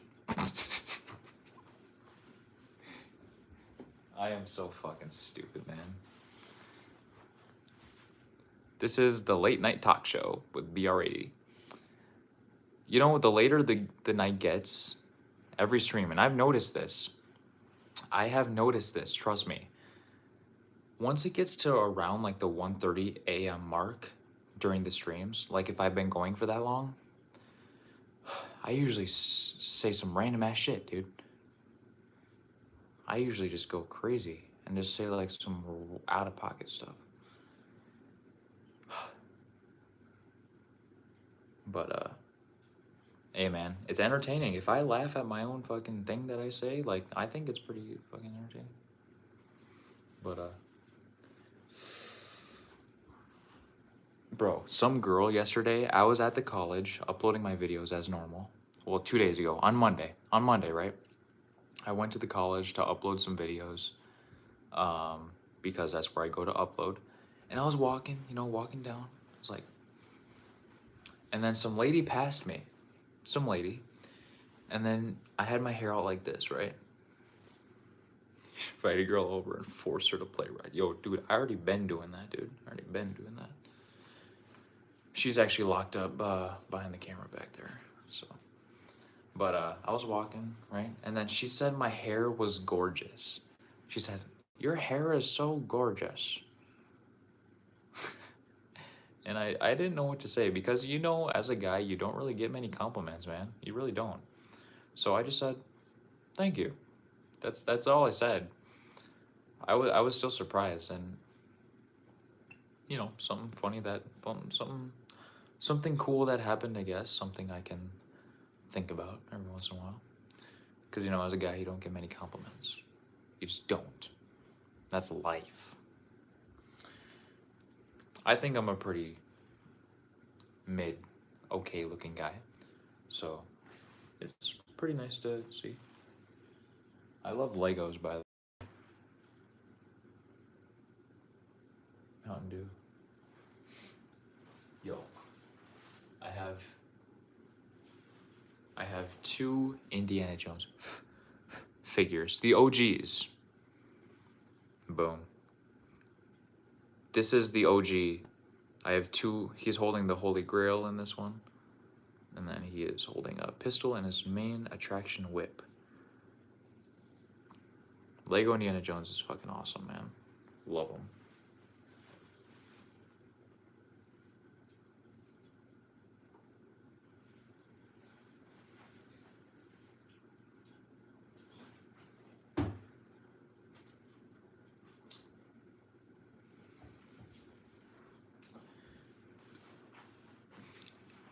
Bro, a lot of people... Okay, let's talk about Dial of Destiny. A lot of people were dissing that movie, alright? I'm not gonna lie, that one chick was annoying as fuck. But forget about her. Take her out of the equation. That one chick that was annoying as fuck, take her out of the equation. That was a good-ass movie, man. I'm not gonna lie, dude. Even with that annoying-ass bitch in there, it was actually a good movie. Like, I don't see why so many people were hating on it. The plot twist at the end, I don't know if it was really a twist, but like the plot coming together at the end, it was a good-ass fucking movie, man. It was actually good. That's my hot take about Dial of Destiny. I thought it was fucking good. Obviously not better than... It's the worst Indiana Jones movie, don't get me wrong. It's the worst one. But it was still fucking good, man. I'm also one of the people that love Kingdom of the Crystal Skull, mind you. I love Kingdom of the Crystal Skull. That's my hot take for today, boys.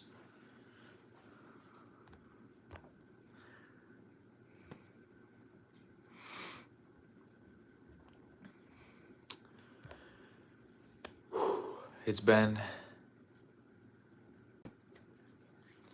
Alright, guys. I'm gonna just keep rambling for the rest of the night. I need to get some sleep. But don't you worry. You know the... Bro, we all love hot takes from the one and only BR8. But you know the routine. You know the schedule. We post on Thursday. We have streams on Sunday and Tuesday nights. You already know. You'll see me then. It's been a fun ass stream, though. I'm not gonna lie. It's been a super fun stream.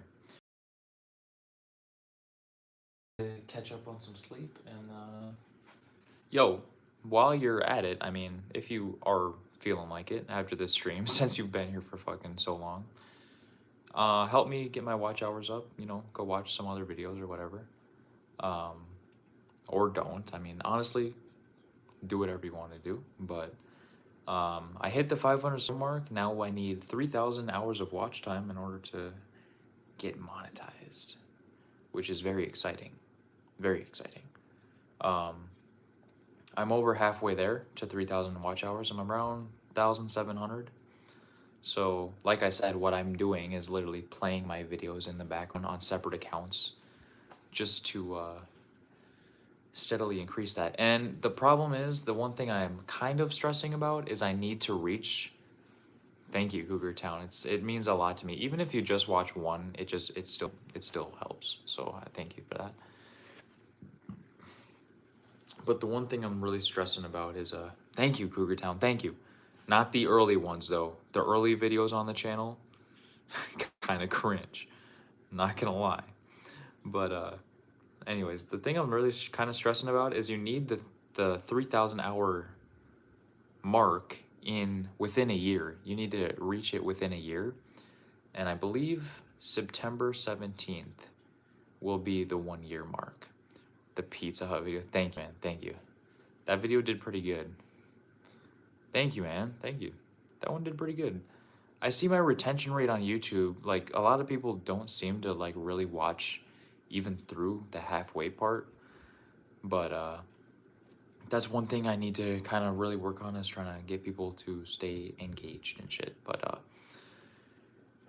anyway, September 17th, I believe, is gonna mark the 1 year that I created this channel, which also means that by September 17th, I need the 3,000 hours of watch time. So I still have like 2.5 months. Still a good amount of time to be able to grind out, you know, a little over 1,000 watch hours. This has been my best month as of yet, you know, July and June. Been my best month yet. I've almost gotten like 450 hours of watch time, which is just fucking insane to me. Usually I get like 280. Thank you, Mark. Thank you. I didn't even know you were still in here, man. But I appreciate that shit a lot. It means a lot. But that's kind of the goal, man. So the plan is, what I'm going to do is, besides the special videos, I'm gonna try to release longer form videos for the next month and a half, maybe. I'm gonna try to release longer videos because I've noticed that the longer videos, maybe like the around 40 minutes, 30 minutes to an hour mark, they always get way more watch time than my, you know, 10-minute long videos. So I think that's the plan. That's the smart move for me to make, is just to kind of release weekly, you know, 30-minute to an hour long videos. And obviously I'm not going to do that every single week, of course, but that's kind of the plan. I'm going to try to do more longer videos. That is the plan, boys. And I got high hopes. I think we're gonna make it. But yeah, peeps, thank you, Cougar Town, for sticking with me for this long. Thank you, Mark, for sticking with me for this long, and appreciate everyone else who came through. You know, God Poseidon, Lava Luba, Nick Wally. I don't know if Nick's even still in here, but appreciate that shit, man. And it's been a fucking fun stream, man. I really don't want to go, but I know I need to get fucking rest, so. And I'm sure you guys need a break from me anyways, so. That's fun. It has been a great time, man. It has. So, we'll catch you in the future, of course, on the channel. You know when I'll be here. Man. And I post on the community tab practically every day. Sometimes I might miss a day. But, you know, the 3-hour stream is just fine. Usually my streams are around 2 hours. I'm just gonna let you know that right now. Usually they're just around 2 hours. Sometimes they're longer, but you know, the longer ones are definitely like, you can't complain, man. You can't complain.